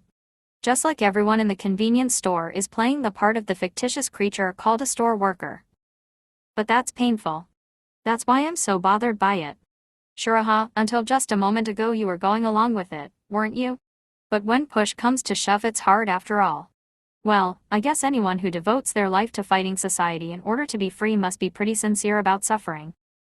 Shuraha glared at his coffee, apparently with nothing to say. But if it's that hard, there's really no need to go overboard. Unlike you, there are many things I don't really care about either way. It's just that since I don't have any particular purpose of my own, if the village wants things to be a certain way, then I don't mind going along with that. You eliminate the parts of your life that others find strange. Maybe that's what everyone means when they say they want to cure me. These past 2 weeks I'd been asked 14 times why I wasn't married. And 12 times why I was still working part-time. So for now I decide what to eliminate from my life according to what I was asked about most often, I thought. Deep down I wanted some kind of change. Any change, whether good or bad, would be better than the state of impasse I was in now. Shuraha still didn't answer and just sat there staring solemnly at the coffee before him as if a hole had opened in its black surface. Eventually I stood up and said, I'll be off then. But then Shuraha started vaguely muttering things like, you know, now that I think about it. And more time went by as he droned on. As his words haltingly came out, it became clear he was sharing an apartment but was in arrears with the rent and about to be kicked out. In the past, whenever he had to weather a situation, he would go back to his parents' house in Hokkaido, but 5 years ago his younger brother had married and the house had been converted for the two families to live in together. Now that his brother's wife and their son were there was no place for him. Previously he'd always managed to wheedle money out of them, but his sister-in-law had apparently taken a dislike to him and he couldn't easily do that anymore. Since that bitch butted in, things have gotten weird. She's a fine one to talk, living off my brother like a parasite and lording it over everyone. She can fuck right off. He dribbled on about himself, venting his pent-up resentment, and after a while I stopped listening and started looking at the clock. It was already nearly 11. I was working the next day, and I was running the risk of being short of sleep on the job. And as manager number 2 had told me, my hourly pay covered the basic requirement to condition my body so it was fit to take to work. So, Shiraha, are you coming to my place? As long as you pay for food, you can stay there. He didn't seem to have anywhere to go and would probably drag the conversation out until morning here by the restaurant's drinks bar if I let him. He started muttering and well, but I'd had enough and dragged him off back home with me. Once we were in the confined space of my apartment, I realized that he stank, as though he'd been homeless for some time. I told him to have a bath and pushed him into the bathroom with a towel and shut the door. When I heard the sound of the shower, I breathed a sigh of relief. He was in the bathroom for a long time, and I was falling asleep waiting for him when it suddenly occurred to me to call my sister. "Hello," came my sister's voice. It was barely this side of midnight, but she was apparently still up. "Sorry to call so late. How's little Utero?" "No problem. He's fast asleep, and I was just taking it easy. What's up?" The vision of my nephew's face asleep there in my sister's house came to mind. My sister's life was progressing. At any rate, a living being that hadn't existed before was now there with her. Was she, like my mother, hoping for some change in my life? By way of an experiment, I decided to confess to her. "It doesn't warrant calling you in the middle of the night, but well, the truth is, there's a man in my home now." "Eh?" Her voice sounded like it had come out the wrong way, more like a hiccup. I was about to ask if she was all right when she interrupted me, almost shouting in her confusion. "What, really? No kidding. Since when? What happened? What's he like?" Overwhelmed by her onslaught, I answered, "Oh, not long. It's someone from work." "Ah, I see. Congratulations." "Really?" I was a bit taken aback by her congratulating me without even asking for any more details. "I don't know what he's like, but it's the first time you've ever said anything of the sort to me, so, well. I'm so pleased for you. I'm behind you all the way." "You are. And the fact that you've reported it to me, does that by any chance mean you're already thinking about getting married?" "Oh, I'm sorry. Maybe I'm jumping the gun here." She'd never been this chatty with me before. Seeing how excited she was, it occurred to me that it wasn't such a stretch to say that contemporary society was still stuck in the Stone Age after all. So the manual for life already existed. It was just that it was already ingrained in everyone's heads, and there wasn't any need to put it in writing. The specific form of what is considered an ordinary person had been there all along, unchanged since prehistoric times, I finally realized. "Keiko, I'm so happy for you. You've been struggling for so long, but at last you found someone who understands." She was getting carried away with making up a story for herself. She might just as well have been saying I was cured. If it had been that simple all along, I thought, I wish she'd given me clear instructions before, then I wouldn't have had to go to such lengths to find out how to be normal. When I hung up, Shiraha was standing there looking lost. "Oh, you don't have any change of clothes, do you? Use this. It's the uniform from when the store opened. I was given a new one when they changed the design. It's unisex, so it should fit okay." Shiraha hesitated a moment, then he took the green top and put it on over his bare skin. His arms and legs were so long it looked a bit small on him, but at least he could close the zip. He only had a towel wound round his lower body, so I handed him some short pants I kept for wearing at home. I didn't know how long it had been since Shiraha had last had a bath, but the underwear he'd just taken off stank to high heaven. For the time being I shoved them into the washing machine and told him to sit wherever he liked, so he warily sat down. My apartment was the old-fashioned type consisting of one tatami room that opened onto a small kitchen, with separate bathroom and toilet. The fan didn't work very well, and after Shiraha came out of the bath, moisture and steam hung clammily in the room. "It's a bit hot in here. Shall I open the window?" Well. Shiraha seemed restless and kept getting up and then sitting back down again. "If you need the toilet, it's over there. It doesn't flush very well, so make sure you turn the lever all the way." It's okay. So for the moment, you don't have anywhere to go, do you? You've pretty much been kicked out of your shared apartment." "Ah. I've been thinking. You know, it might actually be convenient for me to have you here. I called my sister just now to see what her reaction would be, and she immediately jumped to her own conclusion and was really happy for me. It appears that if a man and a woman are alone in an apartment together, people's imaginations run wild and they're satisfied regardless of the reality. You called your sister? Shuraha looked perplexed. Do you want a can of coffee? There's also lemonade. I only bought dented cans, though, and they're not cold. Dented cans. Oh, hasn't anybody explained that to you before? When cans have a dent in them, they're damaged goods and can't be sold to the public. Other than that, there's only milk or hot water. Oh. I'll have a can of coffee. The only furniture in my room is a small folding table. I hadn't put my futon away, so I rolled it up and pushed it up against the refrigerator to make more space. I have another set of bedding in the closet for when my mother or sister comes to stay. I've got another futon, so you can stay here for the time being if you don't have anywhere to go. It's a bit cramped, though. Stay. He fidgeted nervously. Well, but I'm a stickler for cleanliness, so? Unless I'm properly prepared, he said in a small voice.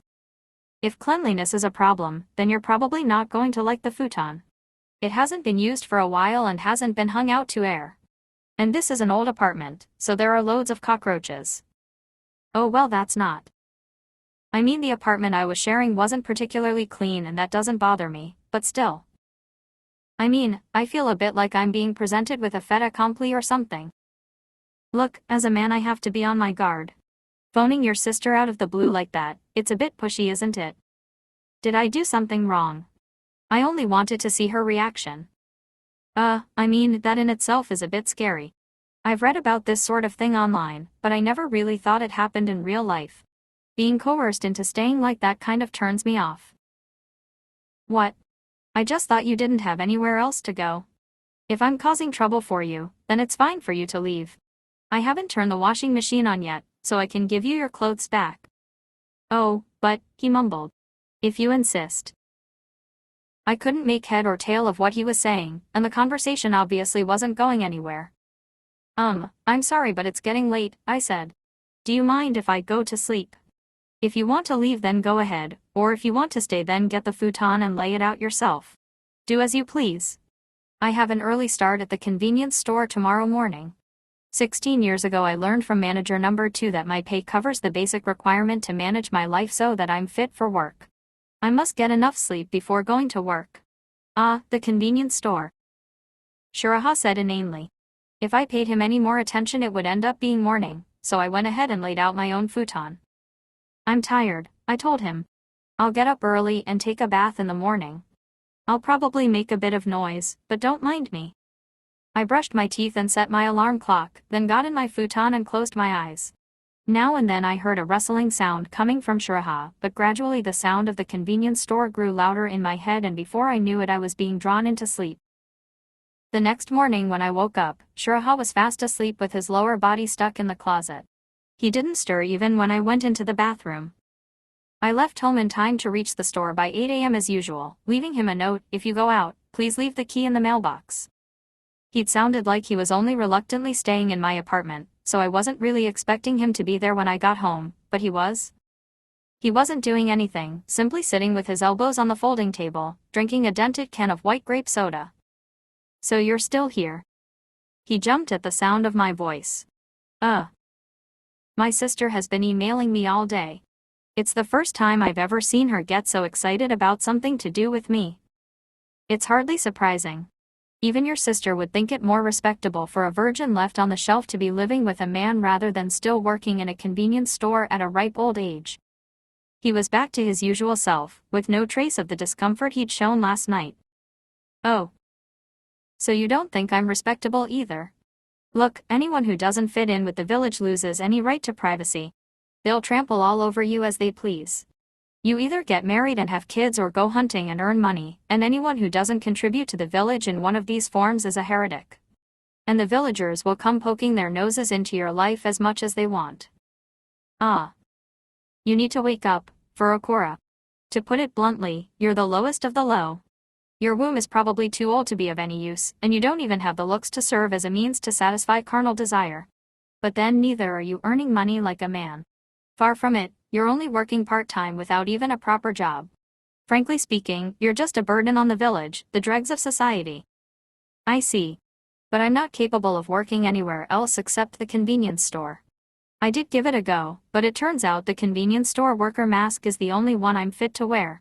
So if people don't accept that, I have no idea what I can do about it. That's why contemporary society is dysfunctional. They might mumble nice things about diversity of lifestyles and whatnot, but in the end nothing has changed since prehistoric times. With the birth rate in decline, society is regressing rapidly to the Stone Age, and it's going beyond life just being uncomfortable. Society has reached the stage in which not being of any use to the village means being condemned just for existing. Shuraha wasn't just picking on me, he was openly expressing his fury against society. I wasn't sure which of us he was angrier with. He seemed to be just throwing out words randomly at whatever happened to be in his sights. Furukawa, I thought your proposal was crazy, but actually it's not a bad idea. I may be able to help you out. If I'm in your apartment, everyone will probably look down on you for living with a pauper, but they'll at least be content, whereas they can't get their heads around you the way you are now. Without a career or a husband, you're of no value to society, and people like you get expurgated from the village.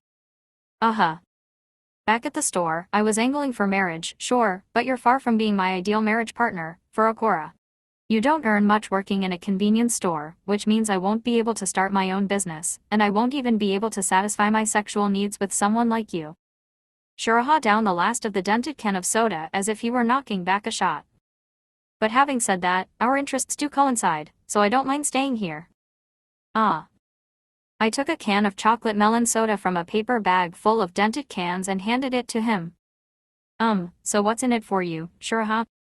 He was quiet for a few moments, then said in a small voice, I want you to hide me. What?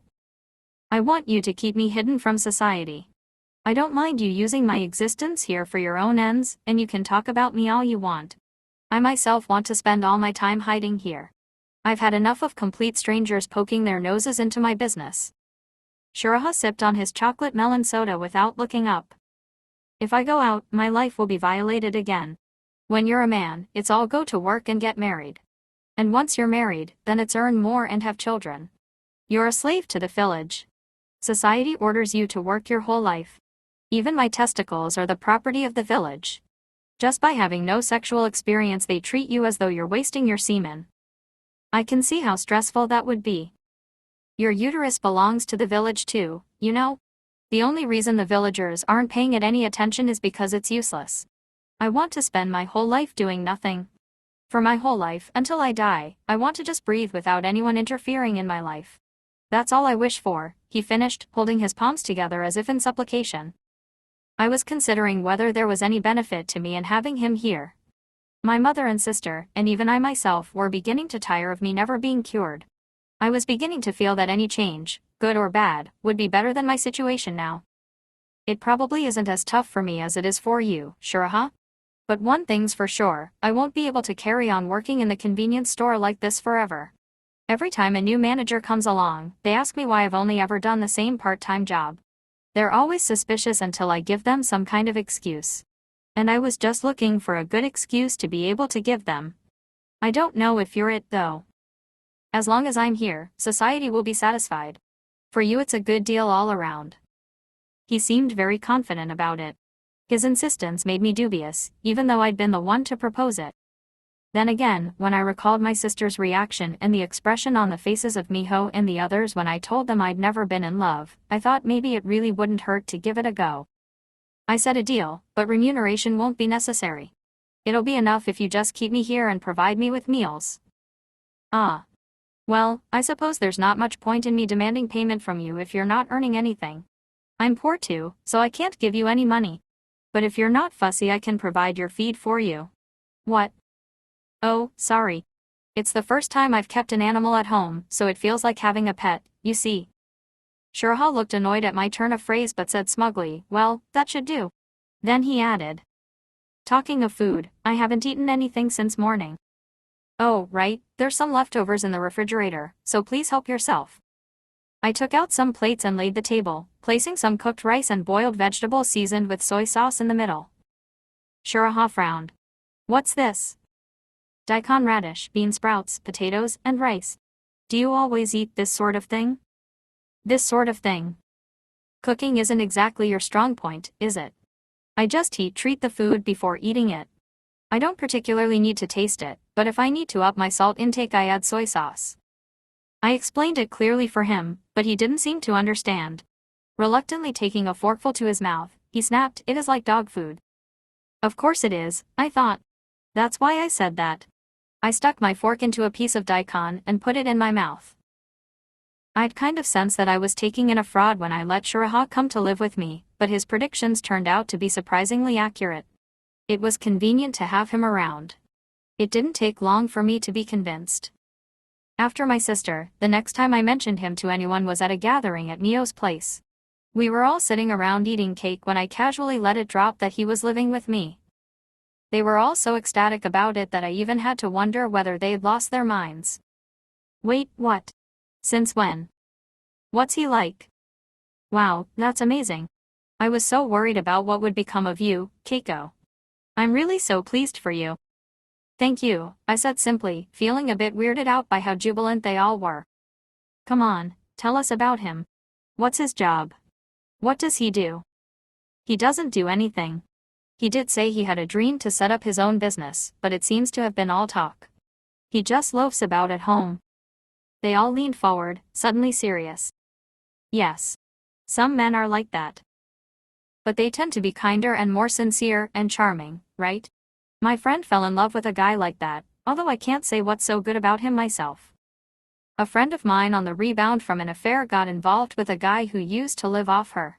If he'd done some housework you could at least have said he was like a housewife, but he never even lifted a finger. But his attitude completely changed when she got pregnant, and now they look really happy. Yes, absolutely. Getting pregnant is the best thing to do with that kind of man. Everyone seemed happier than when I'd told them I'd never been in love, and they were carrying on as if they knew everything about my situation. The previous me, who'd never fallen in love or had sex, who'd never had a proper job, had sometimes been hard to read. But everything about the new me, the one who had Shiraha living with her, was clear, even my future. Listening to my friends go on about me and Shiraha was like hearing them talk about a couple of total strangers. They seemed to have the story wrapped up between them. It was about characters who had the same names as we did, but who had absolutely nothing to do with me or Shiraha. When I tried to interrupt them I was told, "Look, just take our advice." Yes, that's right. After all, you're a novice at falling in love, Keiko. We've heard so much about this type of guy that we're sick to death of him. You went out with someone like that when you were young too, didn't you, Miho?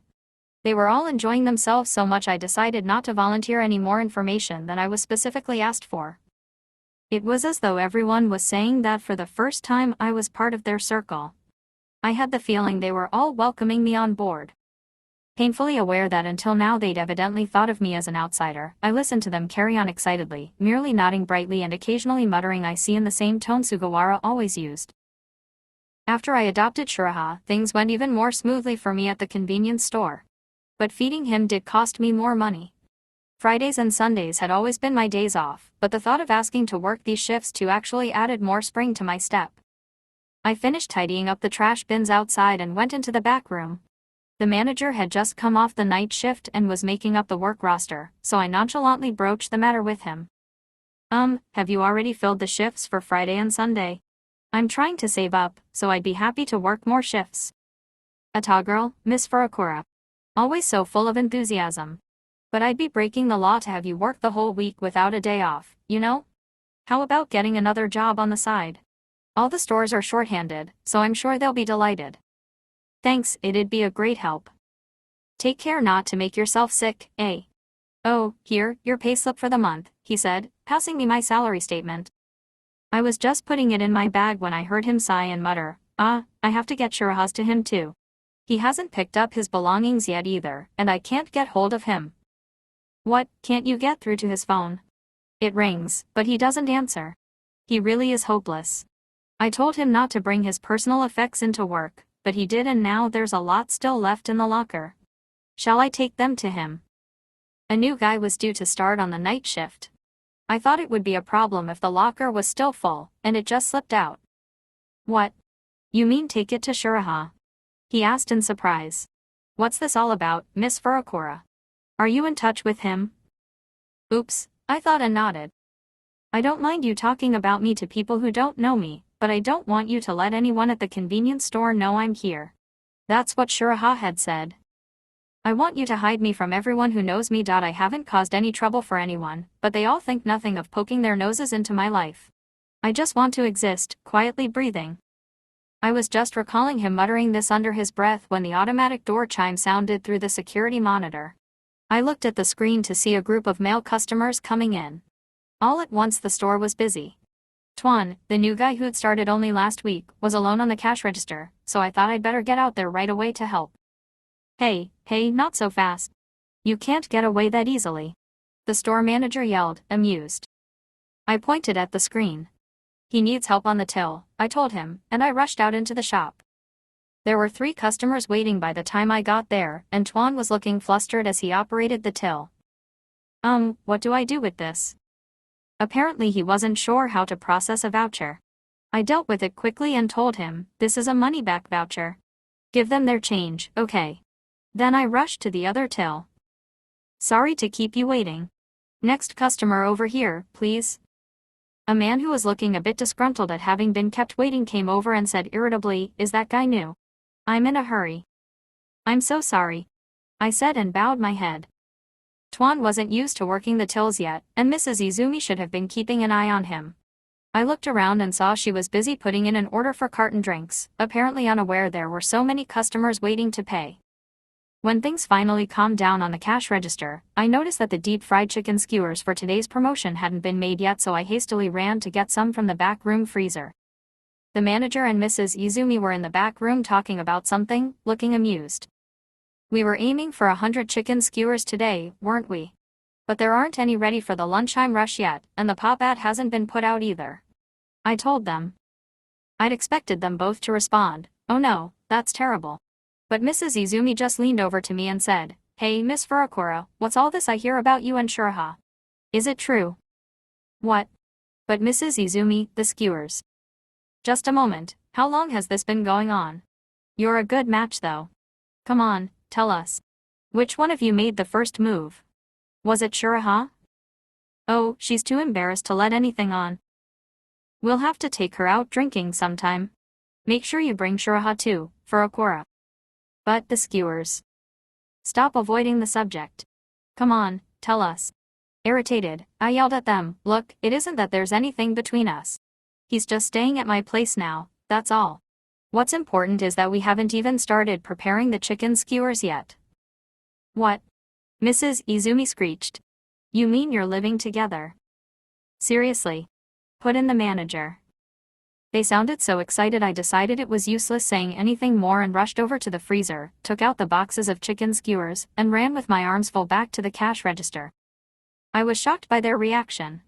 As a convenience store worker, I couldn't believe they were putting gossip about store workers before a promotion in which chicken skewers that usually sold at 130 yen were to be put on sale at the special price of 110 yen. What on earth had happened to the pair of them? Tuan must have noticed how rattled I looked as I rushed in with the boxes because he came over to help me with them. Wow, a lot. You make all? He asked in his broken Japanese. That's right. They're on promotion. We're aiming to sell 100 today.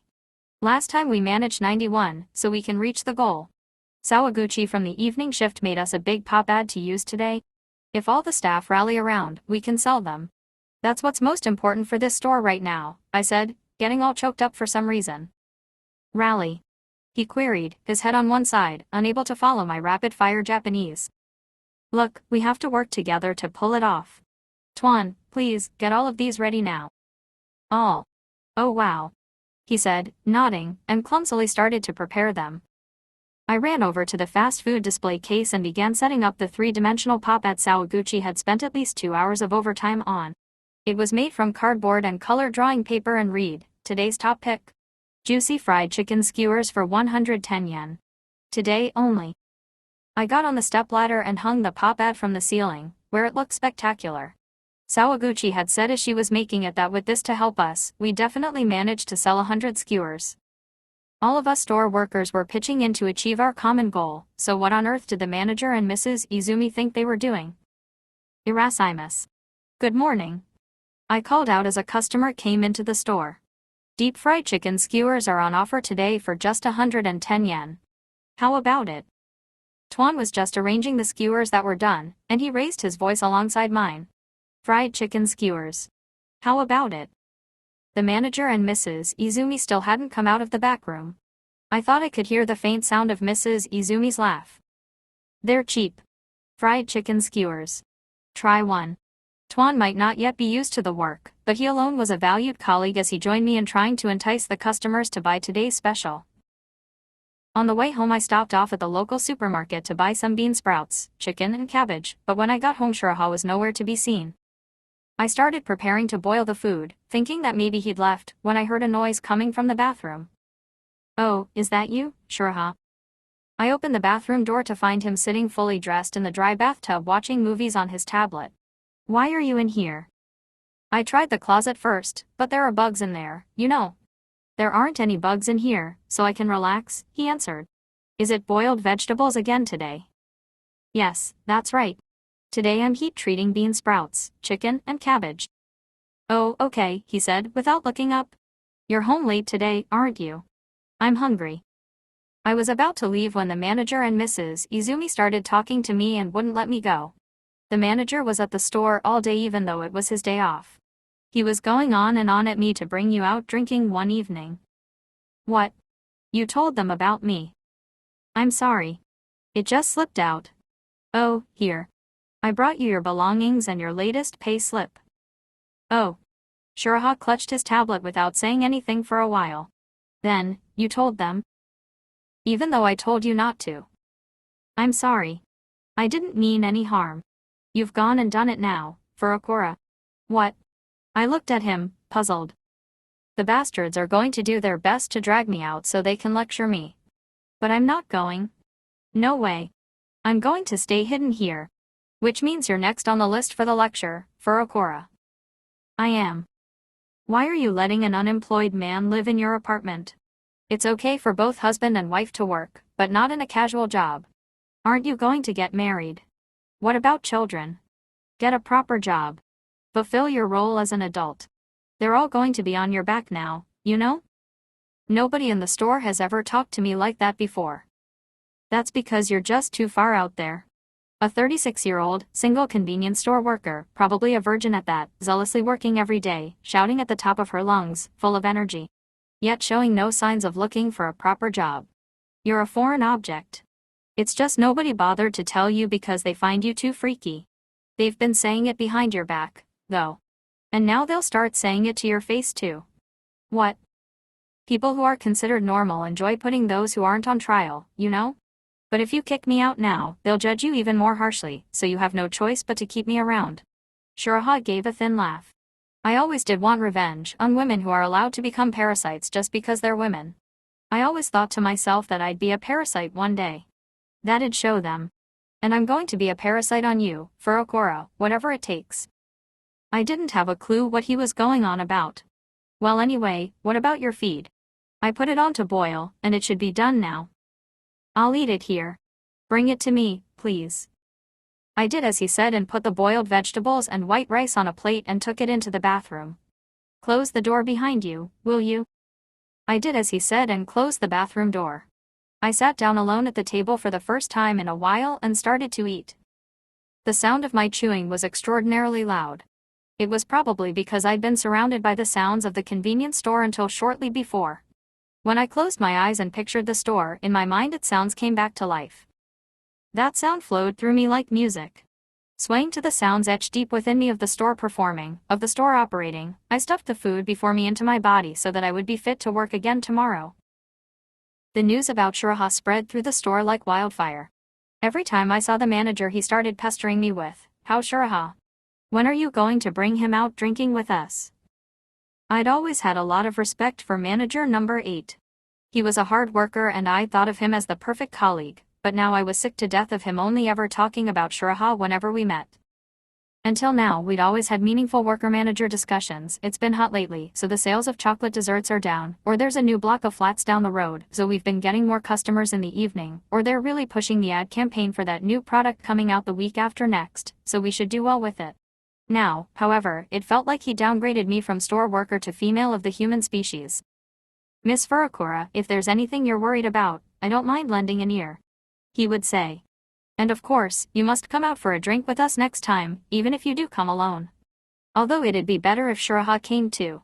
I'd soon talk some sense into him. Even Sugawara, who'd always hated Shiraha, chimed in with, I want to see him too. Do bring him along. I'd never known before now, but apparently they all went out socializing together now and then. Even Mrs. Izumi sometimes joined them when her husband could look after the children. You know, I always did want to go out with you two sometime, Miss Furakura. So they were all scheming how to drag Shiraha out with them one night, to give him a good talking to. I was beginning to understand why he wanted to hide himself away, if this was what he had to put up with when he went out. The manager even brought out Shiraha's CV, which should have been disposed of when he left, and together with Mrs. Izumi started picking it apart. Look here. He dropped out of university and went to technical school, and then he dropped out of that too. So his only qualification to speak of is the English proficiency test. And he doesn't even have a driver's license. They were all having fun putting him down. They evidently thought he was more important than the current promotion with all rice balls on sale at 100 yen, and the cheese frankfurters that had just arrived in the store, and the discount vouchers on all pre-cooked dishes that we now had for handing out to customers. It was like there was noise interference mixed in with the sound of the store. It was a hideous cacophony, as though everyone had been playing the same score, but had suddenly pulled out random instruments and begun playing them instead. The scariest thing of all, though, was the newest employee, Tuan. He was rapidly absorbing the store and beginning to resemble all the other workers. That wouldn't have mattered in the previous version of the store, but with everyone in their current weird state, it was as though he were transforming into a creature that was nothing like a store worker. He'd been such a hard worker, but now he stopped cooking the frankfurters and asked, Your husband worked here before, Miss Furakura? He was now speaking with a hint of Mrs. Izumi's drawl. He's not my husband, I answered quickly. And more to the point, it's hot today, so we'll be selling lots of cold drinks. Please be sure to restock the bottles of mineral water from the cardboard box in the walk-in refrigerator. Cartons of cold green tea will sell well too, so do keep an eye on those shelves, okay? You going to have a baby, Miss Furakura? My sister is married with 3 kids. They're still small and so cute. Tuan was rapidly ceasing to be a store worker. It was the same with all of them. Even though they still wore the same uniform and did the same work, I had the feeling they were less like store workers than they had been before. Only the customers remained unchanged and continued to need me to be a perfect store worker for them. I thought the rest of the staff was made up of the same cells as me, but in the current strange atmosphere of village mentality was taking over and they were fast reverting to ordinary males and females. Now only the customers still allowed me to be just a convenience store worker. One Sunday, a month after I'd called her, my sister turned up to lecture Shiraha. She is generally a sweet, gentle person, but she was extremely tense as she demanded to come in. I have to say something. It's for your own good, Keiko, she said. I told Shiraha he could wait outside, but he merely said, it's okay. I don't mind, apparently resolved to stay in the apartment. This was surprising, given how much he hated being raked over the coals. My husband is looking after Yutaro. As well he should, from time to time, she said as she came in the door. I see. It's a bit cramped in here, but make yourself at home. It was the first time in ages I'd seen her without her son, and she looked as though she'd somehow mislaid something. You didn't have to come all the way over here. If you'd called me, I'd have gone to your apartment as usual. It's okay. Today I wanted to take my time talking to you. I'm not disturbing you, am I? She glanced around the room. Oh, but what about the guy living with you? Is he out today? I hope I didn't scare him off. What? No, he's here. Oh. But where is he? I must say hello, she said, jumping up. Don't worry about it. There's really no need. Oh, but it's about feeding time anyway. I took some boiled potatoes and cabbage from the cooking pan and put them along with some rice into a wash basin I kept in the kitchen and took it to the bathroom. Shiraha was sitting on cushions he'd stuffed into the bathtub and fiddling with his smartphone. I held his feet out for him, and he took it. The bathroom. Is he in the bath? Yes, it's really cramped when we're together in the room, so I'm keeping him in there. My sister looked incredulous, so I explained further. I mean, this apartment is really old, isn't it? Shiraha says that taking a coin-pay shower is better than getting into such an old bath. He gives me small change to cover the cost of my shower and his feed. It's a bit of a hassle, but it's convenient having him here. Everyone's really happy for me. They're all congratulating me. They've all convinced themselves my new situation is great, and they've stopped poking their nose into my business. So he's useful. She looked down. Maybe this time she finally got it, now that I'd explained it carefully to her. Oh, by the way, I bought some custard puddings that were past their sell date. Do you want one? I never imagined it was anything like this, she said, her voice trembling. Surprised, I looked at her and saw she appeared to be crying. What's wrong? Oh, I'll go get some tissues, I said immediately, using Sugawara's speech style. Then I stood up. Will you ever be cured, Keiko? She looked down, not even bothering to remonstrate with me. I simply can't take it anymore. How can we make you normal?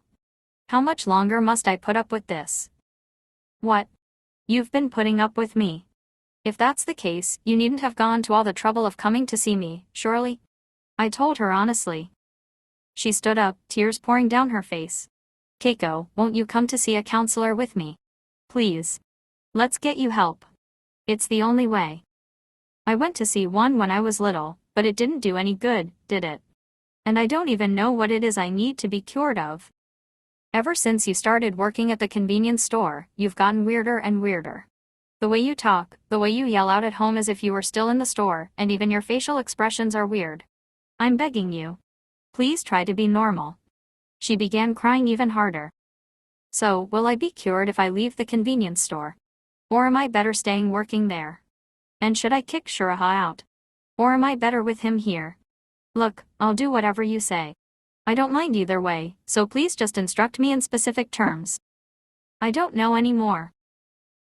She kept crying uncontrollably without responding to my request. Lost for something to do, I took a custard pudding out of the refrigerator and ate it as I watched her sitting there sobbing. Just then there was the sound of the bathroom door opening. I turned in surprise and saw Shiraha standing there. I'm so sorry. To tell you the truth, your sister and I just had a fight. I made a real embarrassing spectacle of myself, didn't I? You must be really shocked. I stared open-mouthed at him. It wasn't at all like him to be such a smooth talker. The fact is that I'd connected with my ex-girlfriend on Facebook and we went out drinking together. Keiko was furious when she found out. She refused to let me sleep with her and shut me in the bathroom. My sister stared at him for a while as if mulling over the meaning of what he was saying. Then she clutched hold of him and stood up, her face the picture of a believer who had just come across the priest in church. So that's what happened. I see, so that's it? And when I heard you were on your way up to the apartment, I thought I'd better keep out of the way. I didn't want to be lectured to. Yes. Absolutely. When I heard from my sister that you're just loafing around without a job, I was worried that she was being duped by some weirdo. But now I hear you're unfaithful too. That's really inexcusable. She looked as happy can be as she started laying into him. So that was it, now that she thinks he's one of us she can lecture him. She's far happier thinking her sister is normal, even if she has a lot of problems, than she is having an abnormal sister for whom everything is fine. For her, normality, however messy, is far more comprehensible. As Keiko's sister, I have to tell you that I really am furious with you, Shiraha. I noticed that her way of speaking had shifted slightly. What kind of people was she surrounding herself with these days? I was willing to bet that the way she was speaking now resembled their speech patterns. I know. I am looking for work, although it's going slowly, and of course we're thinking in terms of getting married soon. As things stand now, it goes without saying that I can't possibly inform our parents of the relationship. It appeared I'd reached my limit. Nobody wanted me to continue being a store worker. My sister had been delighted when I started the job, but now she was saying that leaving it was the normal thing to do. She had dried her tears, but her nose was running and her upper lip was wet. Yet she was so carried away lambasting Shiraha that she didn't even wipe it. I stared at the two of them, half-eaten pudding in my hand, unable even to wipe my sister's nose for her. The next day I came home from work to see some red shoes in the entrance hall. I went inside wondering whether my sister had come back or even whether Shiraha had maybe brought a girlfriend home with him, but he was kneeling formally with his back straight as he faced a brown-haired woman who was glaring at him across the table. May I ask who you are? The woman abruptly looked up at the sound of my voice. She was still young, her makeup on the heavy side. Are you the one who's living with him now? Yes, that's right. I'm his younger brother's wife. We got a call from his roommate after he ran away without paying his rent and refused to answer any calls. He ignores any calls from us too. I just happened to be coming to Tokyo for an alumni reunion, so I paid the outstanding rent on behalf of my mother-in-law and apologized for all the trouble he has caused. I always knew it would come to this, you know.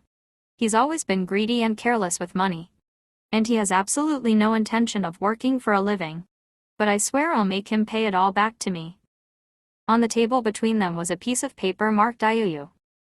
Get a job and pay it all back. I really don't see why I should have to go to so much effort for my brother-in-law. How did you know I was here? Shuraha asked in a small voice. One of the reasons Shuraha had asked me to hide him was because he'd run away without paying the rent, I realized. She snorted with laughter at his question. You've been late with rent and come home to borrow money before, haven't you? I realized then that it was only a matter of time before something like this happened, and so I got my husband to install a tracking app on your cell phone. That's how I knew where to find you. All I had to do was lay in wait until you popped out to do some shopping. It struck me that she really didn't trust him one bit. I'll pay you back. Really, I will, he said, hanging his head. You're telling me you will. And what is your relationship with this woman? She asked, turning to look at me. How come you're living together if you haven't even got a job? If you've got time for that, then you've got time to work. So go out and get a real job. You're an adult, after all. We're in a relationship and plan to get married. We've decided that she works, while I look after the home. Once her place of employment is decided, I'll repay the money from her salary. Oh, so he has a girlfriend, I thought, but then remembered the exchange between him and my sister yesterday and realized he was referring to me. Is that so? What job are you doing now? She asked, giving me a skeptical look. Oh, I'm working in a convenience store, I answered. She gaped at me, her eyes, nostrils, and mouth all forming O's. I was just recalling having seen a face just like that before when she virtually screamed at me, "What? And you two are living together? When this man doesn't even have a job?" Yes. It's not as if you can carry on like this, though, is it? You'll wear yourself out. I mean, look, I'm sorry if I'm being rude, but you're not exactly a spring chicken, are you? How come you haven't got a proper job? Well, I did attend a few interviews, but the convenience store was the only place I was able to work in. She stared at me aghast. In a way you kind of suit each other, but... Look, I know it's none of my business, but you should really either get a job or get married, one or the other. I mean, seriously. Or better still, you should do both. Otherwise you're going to end up starving to death sometime, you know. You're really living on the edge. I see. For the life of me I don't know what you see in this guy, but if you really are in love with him that's even more reason for you to get a proper job. No way can two social dropouts survive on just one store worker's wage. I'm serious. Okay. Hasn't anyone else told you this before? And what about health insurance? Are you even registered? I'm only bringing this up for your own sake, you know. We've only just met, so maybe it isn't my place to be saying all this, but for your own good you really should get your life in order. Seeing her leaning in close and taking the trouble to speak to me like this, I felt she was much nicer than Shuraha had made out. We've discussed all this. Until we have children, I will take care of the home and concentrate on setting up an online business. Once we have a child, I'll go out to work and be the breadwinner of the family.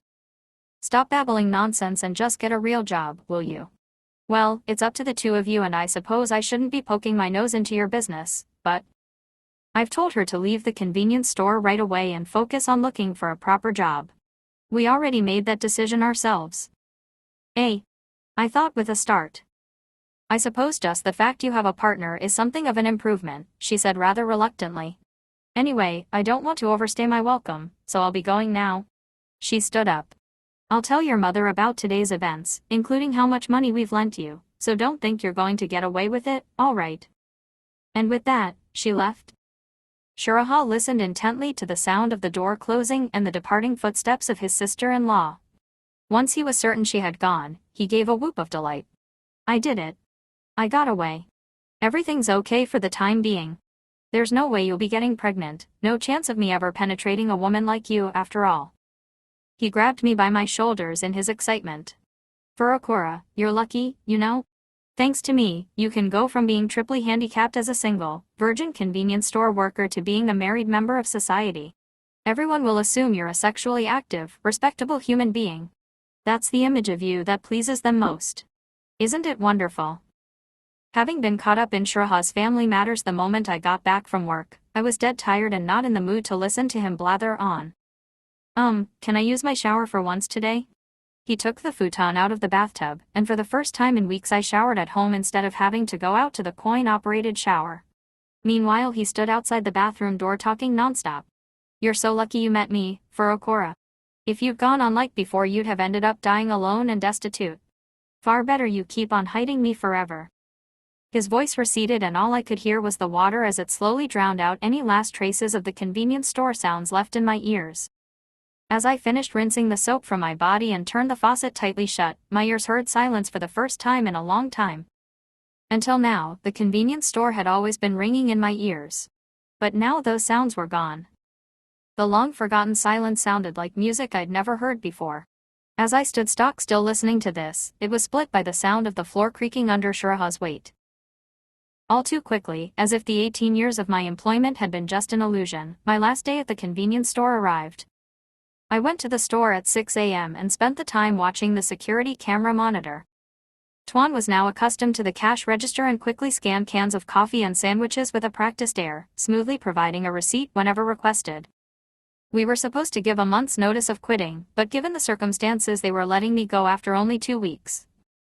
I recalled the manager's reaction 2 weeks earlier when I told him I wanted to leave. Really? At last. So Shuraha's acting like a man after all, is he? He had always been put out by people leaving since it left him short-handed, and he always demanded they help find a replacement.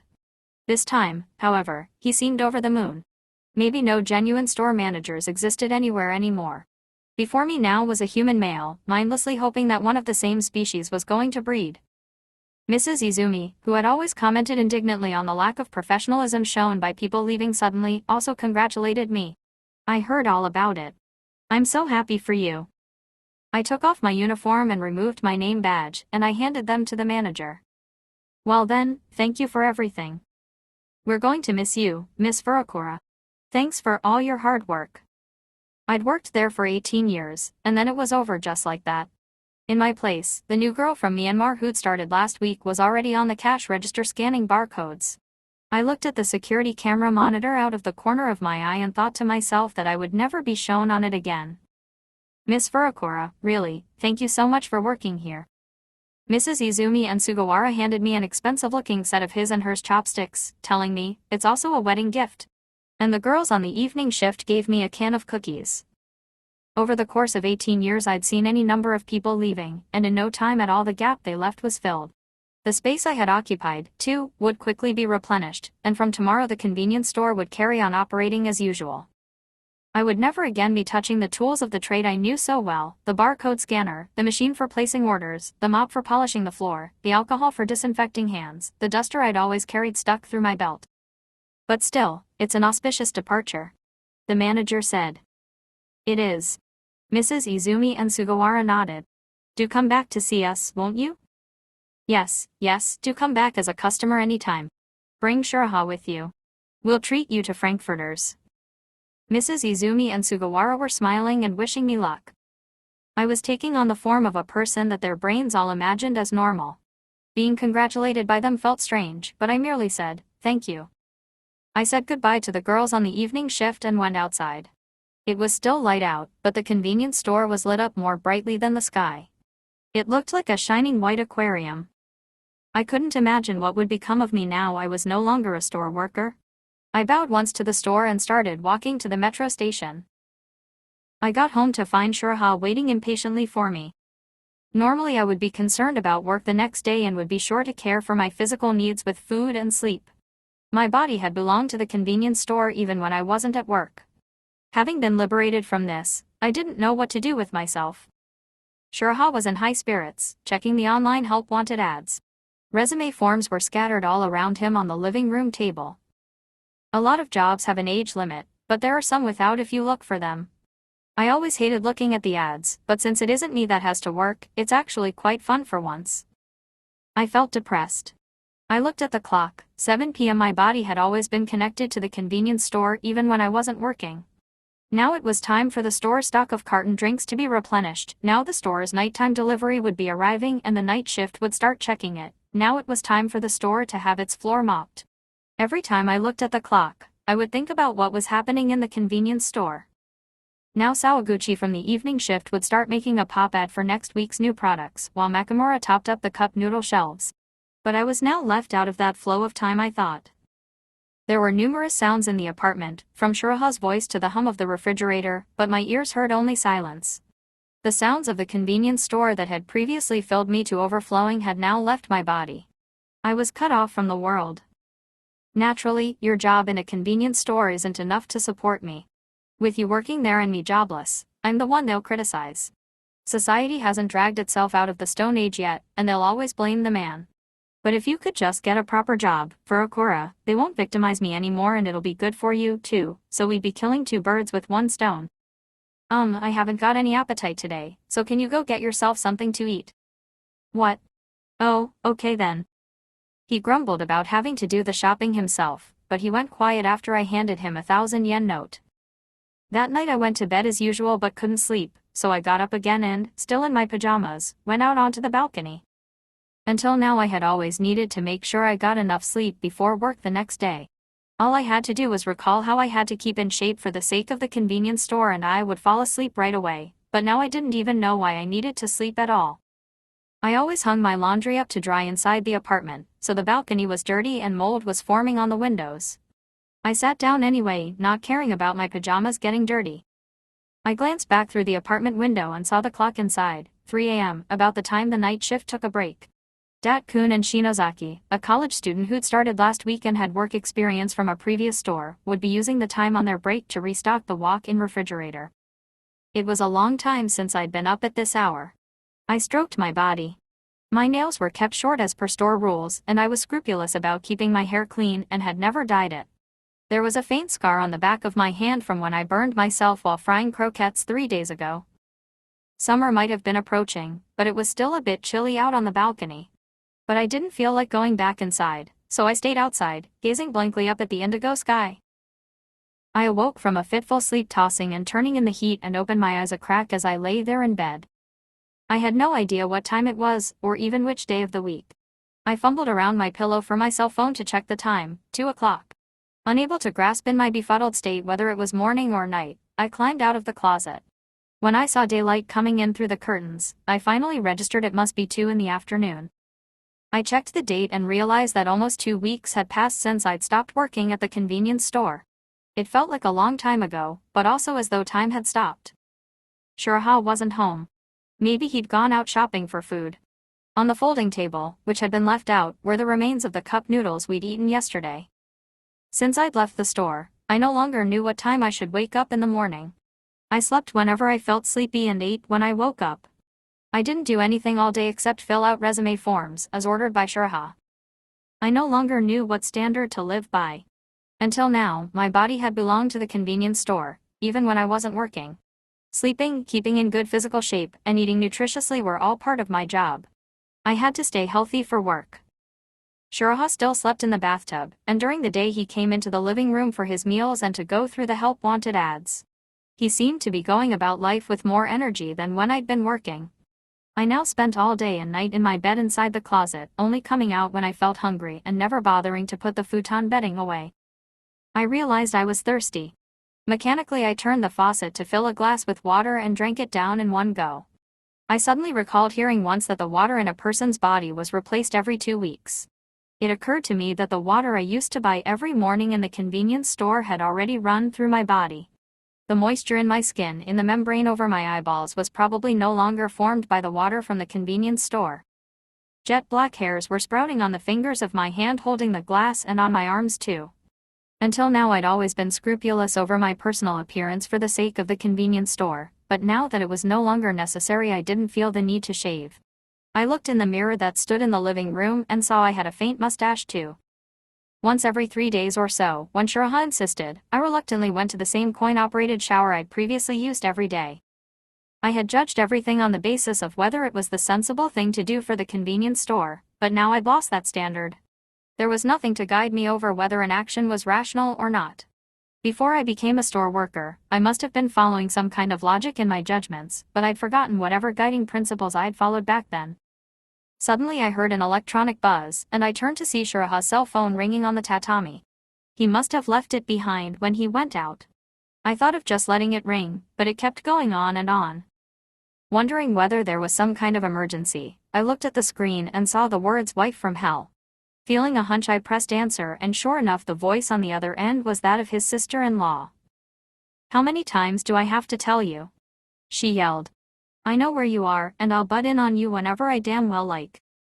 Hello. This is Furakura." When she realized it was me on the phone, she immediately calmed down and said coolly, "Oh, it's you, is it? Shiraha's out at the moment. He probably went to buy some food. I'm sure he'll be back right away." "You'll do fine. Can I ask you to pass on a message about the loan to my brother-in-law? I haven't heard anything from him since he paid 3,000 yen last week." "What the hell is that? 3,000 yen. Barely enough to cover lunch for two. Is he taking the piss?" "Oh. I'm sorry." I stammered out apologetically. "Look, pull yourself together. I have his signature on the IOU and I'll take him to court if I have to. Please tell him that, okay?" she said, clearly annoyed. "Yes, I'll tell him as soon as he comes home. Make sure you do. The man is really greedy when it comes to money, I swear." In the background, I heard the sound of a baby crying. It suddenly occurred to me that no longer having the convenience store manual to follow, perhaps I should use animal instinct as the standard on which to base my judgments. I'm an animal of the human species, so perhaps having children to make my species prosper would be the correct path for me. May I ask you something? Is having children good for humanity?" "What?" She sounded so taken aback on the other end of the line that I thought I'd better explain what I meant. After all, we're animals, so isn't it better for our species if we multiply? Do you think it would be best for me and Shiraha to quickly get on with mating and play our part in making humanity prosper?" For a while she was so quiet I thought she'd maybe hung up, but then I heard the sound of such a long, heavy sigh that I could almost feel her warm breath spewing out through the receiver. "Give me a break. How do you think a store worker and an unemployed good-for-nothing are going to be able to raise children? Please don't even consider it. You'll be doing us all a favor by not leaving your genes behind. That's the best contribution to the human race you could make." "Oh, really? Keep those rotten genes to yourself for the course of your lifetime and take them to heaven with you when you die without leaving even a trace of them here on Earth? Seriously?" "I see," I said, nodding to myself, impressed at her ability to think so rationally. "I swear that talking with you makes me feel dizzy. Plus it's a waste of time, so I'm going to say goodbye now. Oh, and make sure you tell him about the money, okay?" she said and hung up. So apparently it would be better for the human race if Shiraha and I didn't mate. Since I'd never had sex and the very thought of it was ghastly, I was quite relieved about this. I would carry my genes carefully to my grave, being sure not to rashly leave any behind, and I would dispose of them properly when I died. I was resolved on this, but at the same time it left me in a bit of a limbo. I understood the end point perfectly, but how was I to spend my time until then? I heard the door open and Shiraha came in. He was carrying a plastic bag from a nearby 100-yen shop. Now that my daily rhythm had been disrupted, I rarely boiled vegetables for our feed, and instead he'd started buying frozen meals from the 100-yen shop. "Oh, you woke up." Even though we were both living in this small apartment, it had been some time since we'd last sat down to lunch together. The rice cooker was always left on, and my life revolved around waking up and shoving some rice into my mouth before getting back into my closet and sleeping again. Having for once run into each other, we somehow ended up having lunch together. Shiraha defrosted some steamed dumplings and chicken nuggets and piled them onto plates. Wordlessly I put some in my mouth. I didn't know what I was taking in nutrition for. I chewed the rice and dumplings to a pulp, but I couldn't bring myself to swallow. Today I was going to my first interview. It was only for a temping agency, but for someone like me, a 36-year-old woman who'd only ever worked in a convenience store, just managing to get an interview was nothing short of a miracle, Shiraha told me, looking jubilant. Almost a month had passed since I'd resigned from the convenience store. I was wearing a trouser suit I hadn't touched since having had it cleaned over 10 years ago and had tied my hair back. It was the first time I'd left the apartment in quite a while too. The money I'd saved while working at the convenience store, meager as it was, had been considerably depleted. Well then, Furukawa, let's get going. Shiraha said he'd see me to the interview and was dead set on waiting for me outside until it was over. We went out of the apartment into the hot, humid summer air and headed for the station. It was the first time I'd been on a train in quite a while too. We're a bit too early. There's still over an hour to go, Shiraha said when we arrived. Is there? I'm just going to take a leak. Wait for me here, he said and walked off. I wondered whether there was a public toilet nearby, but then saw that he'd gone into a convenience store. I should go to the toilet too, I thought and ran after him. As the automatic door slid open, I heard the familiar chimes. Irasimus. A girl behind the till called out as I walked in. There was a queue to pay. I looked at the clock and saw it was almost noon. The lunchtime rush was just getting underway. There were just 2 young women behind the counter, one wearing a badge that said "in training." Both were frantically ringing up items on each of the 2 tills. This was apparently a business district, since the customers all seemed to be either men in suits or young women who looked like office assistants. And then the store's voice began streaming into me. All its sounds quivered with meaning, the vibration speaking directly to my cells, like music to my ears. I knew instinctively what this store needed without even having to think about it. I was startled to see the open refrigerated display case with an ad announcing 30 Japanese yen off all pasta. The pasta dishes were all jumbled in with the yakisoba and okonomiyaki and didn't stand out at all. This wouldn't do, I thought, and I moved them to a more conspicuous spot next to the Korean-style cold noodles. A customer stared at me warily, but when I looked up and said "Irasimus," she appeared satisfied that I was a store employee and took one of the packs of spicy cod roe pasta I had just neatly laid out. Perfect, I thought to myself, then immediately noticed the chocolates display. Hastily I took out my cell phone and checked the date. Today was Tuesday, New Products Day. How could the store workers have forgotten this, the single most important day in the week for a store? I almost screamed when I saw there was only a single row of a new line of chocolates on the very lowest shelf. This was outrageous. It wasn't the way to display a limited seasonal white chocolate flavor of the very chocolates that 6 months ago had been such a huge hit and major best-selling product. I quickly rearranged the display, putting the sweets that didn't sell so well into a single row to free up space on the top shelf for 3 rows of the new line. Then I moved the new product label to draw attention to it. One of the women on the tills was eyeing me suspiciously. She could see what I was doing, but she was busy attending to the queue of customers, unable to move. I made a gesture as if to show a badge on my breast and called out "Good morning," taking care to not say it loud enough to disturb the customers. Apparently reassured, she bowed slightly and went back to working the till. I was wearing a suit, so she probably thought I was from head office. Being so easily duped showed poor security, I thought. What if I were a crook and opened the back room safe or stole money from the till? I was making a mental note to warn her about that when I heard, "Hey, look. There's a white chocolate version of this out now." I looked around to see a couple of women picking up handfuls of new product I had just rearranged. I saw an ad for this on TV just this morning. I have to try it now. A convenience store is not merely a place where customers come to buy practical necessities, it has to be somewhere they can enjoy and take pleasure in discovering things they like. I nodded in satisfaction and walked briskly around the store checking the displays. It was a hot day, yet the stock of mineral water in the fridge was low. There was only one inconspicuously placed 2-liter carton of barley tea out too, although these always sold well in hot weather. I could hear the store's voice telling me what it wanted, how it wanted to be. I understood it perfectly. There was a break in the queue, and the girl behind the till came running over to me. "Wow, that's amazing. It's like magic," she whispered, gazing at the display of crisps I just arranged. "One of our part-timers didn't come in today. I tried to get in touch with the manager but I couldn't get through and was at my wit's end being on my own with just one new hire." "Is that what happened? But from what I can see, you're doing just fine," I said. "You're polite with the customers and we're doing everything right on the till.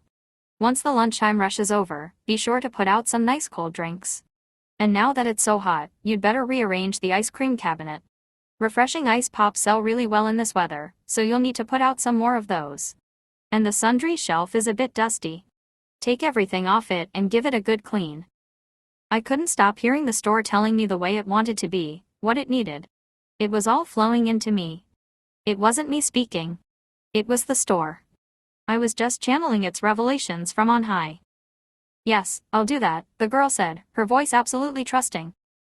And the automatic door is covered in fingerprints. They really stand out, so you'd better give it a clean too.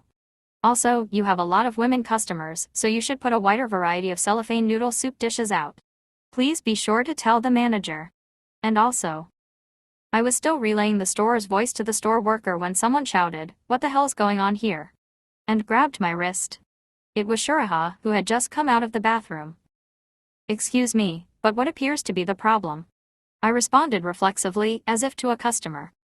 "Stop taking the piss," he shouted and dragged me out of the store onto the street. "Are you crazy? Just what do you think you're doing?" Listening to the voice of the convenience store. The thin pale skin covering his face crumpled in an expression of disgust, but I didn't back down. The voice of the convenience store won't stop flowing through me. I was born to hear this voice. What the he was beginning to look scared. I realize now, I went on relentlessly. More than a person, I'm a convenience store worker. Even if that means I'm abnormal and can't make a living and drop down dead, I can't escape that fact. My fairy cells exist for the convenience store. His face was still scrunched up as he tugged on my wrist, evidently still determined to take me to the interview. "You're out of your mind. The village mentality of society will never permit such a creature to exist. It goes against the rules. You'll just be persecuted by everyone and live a lonely life. You'd be far better off working to support me. That way everyone'll breathe easier. They'll be satisfied. They'll even be happy for you." "No, I can't go with you. Think of me as an animal, a convenience store animal. I can't betray my instinct. They'll never let you do it." I pulled myself up straight and faced him squarely, the way I did when uttering the store pledge in the morning ritual, and I said, "No. It's not a matter of whether they permit it or not. It's what I am. For the human me, it probably is convenient to have you around, Shuraha, to keep my family and friends off my back. But the animal me, the convenience store worker, has absolutely no use for you whatsoever." I was wasting time talking like this. I had to get myself back in shape for the sake of the store. I had to restructure my body so it would be able to move more swiftly and precisely to replenish the refrigerated drinks or clean the floor, to more perfectly comply with the store's demands. "That's grotesque. You're not human." He spat. "That's what I've been trying to tell you," I thought. I finally managed to pull my hand from his grip and hugged it to my chest. First published in Great Britain for giving customers their change and for wrapping their food orders. Portobello Books, 12 Addison Avenue. It felt disgustingly sticky from Shuraha's sweat, and I wanted to wash it as soon as I possibly could. It was discourteous to customers to leave it like this. By Sayaka Murata.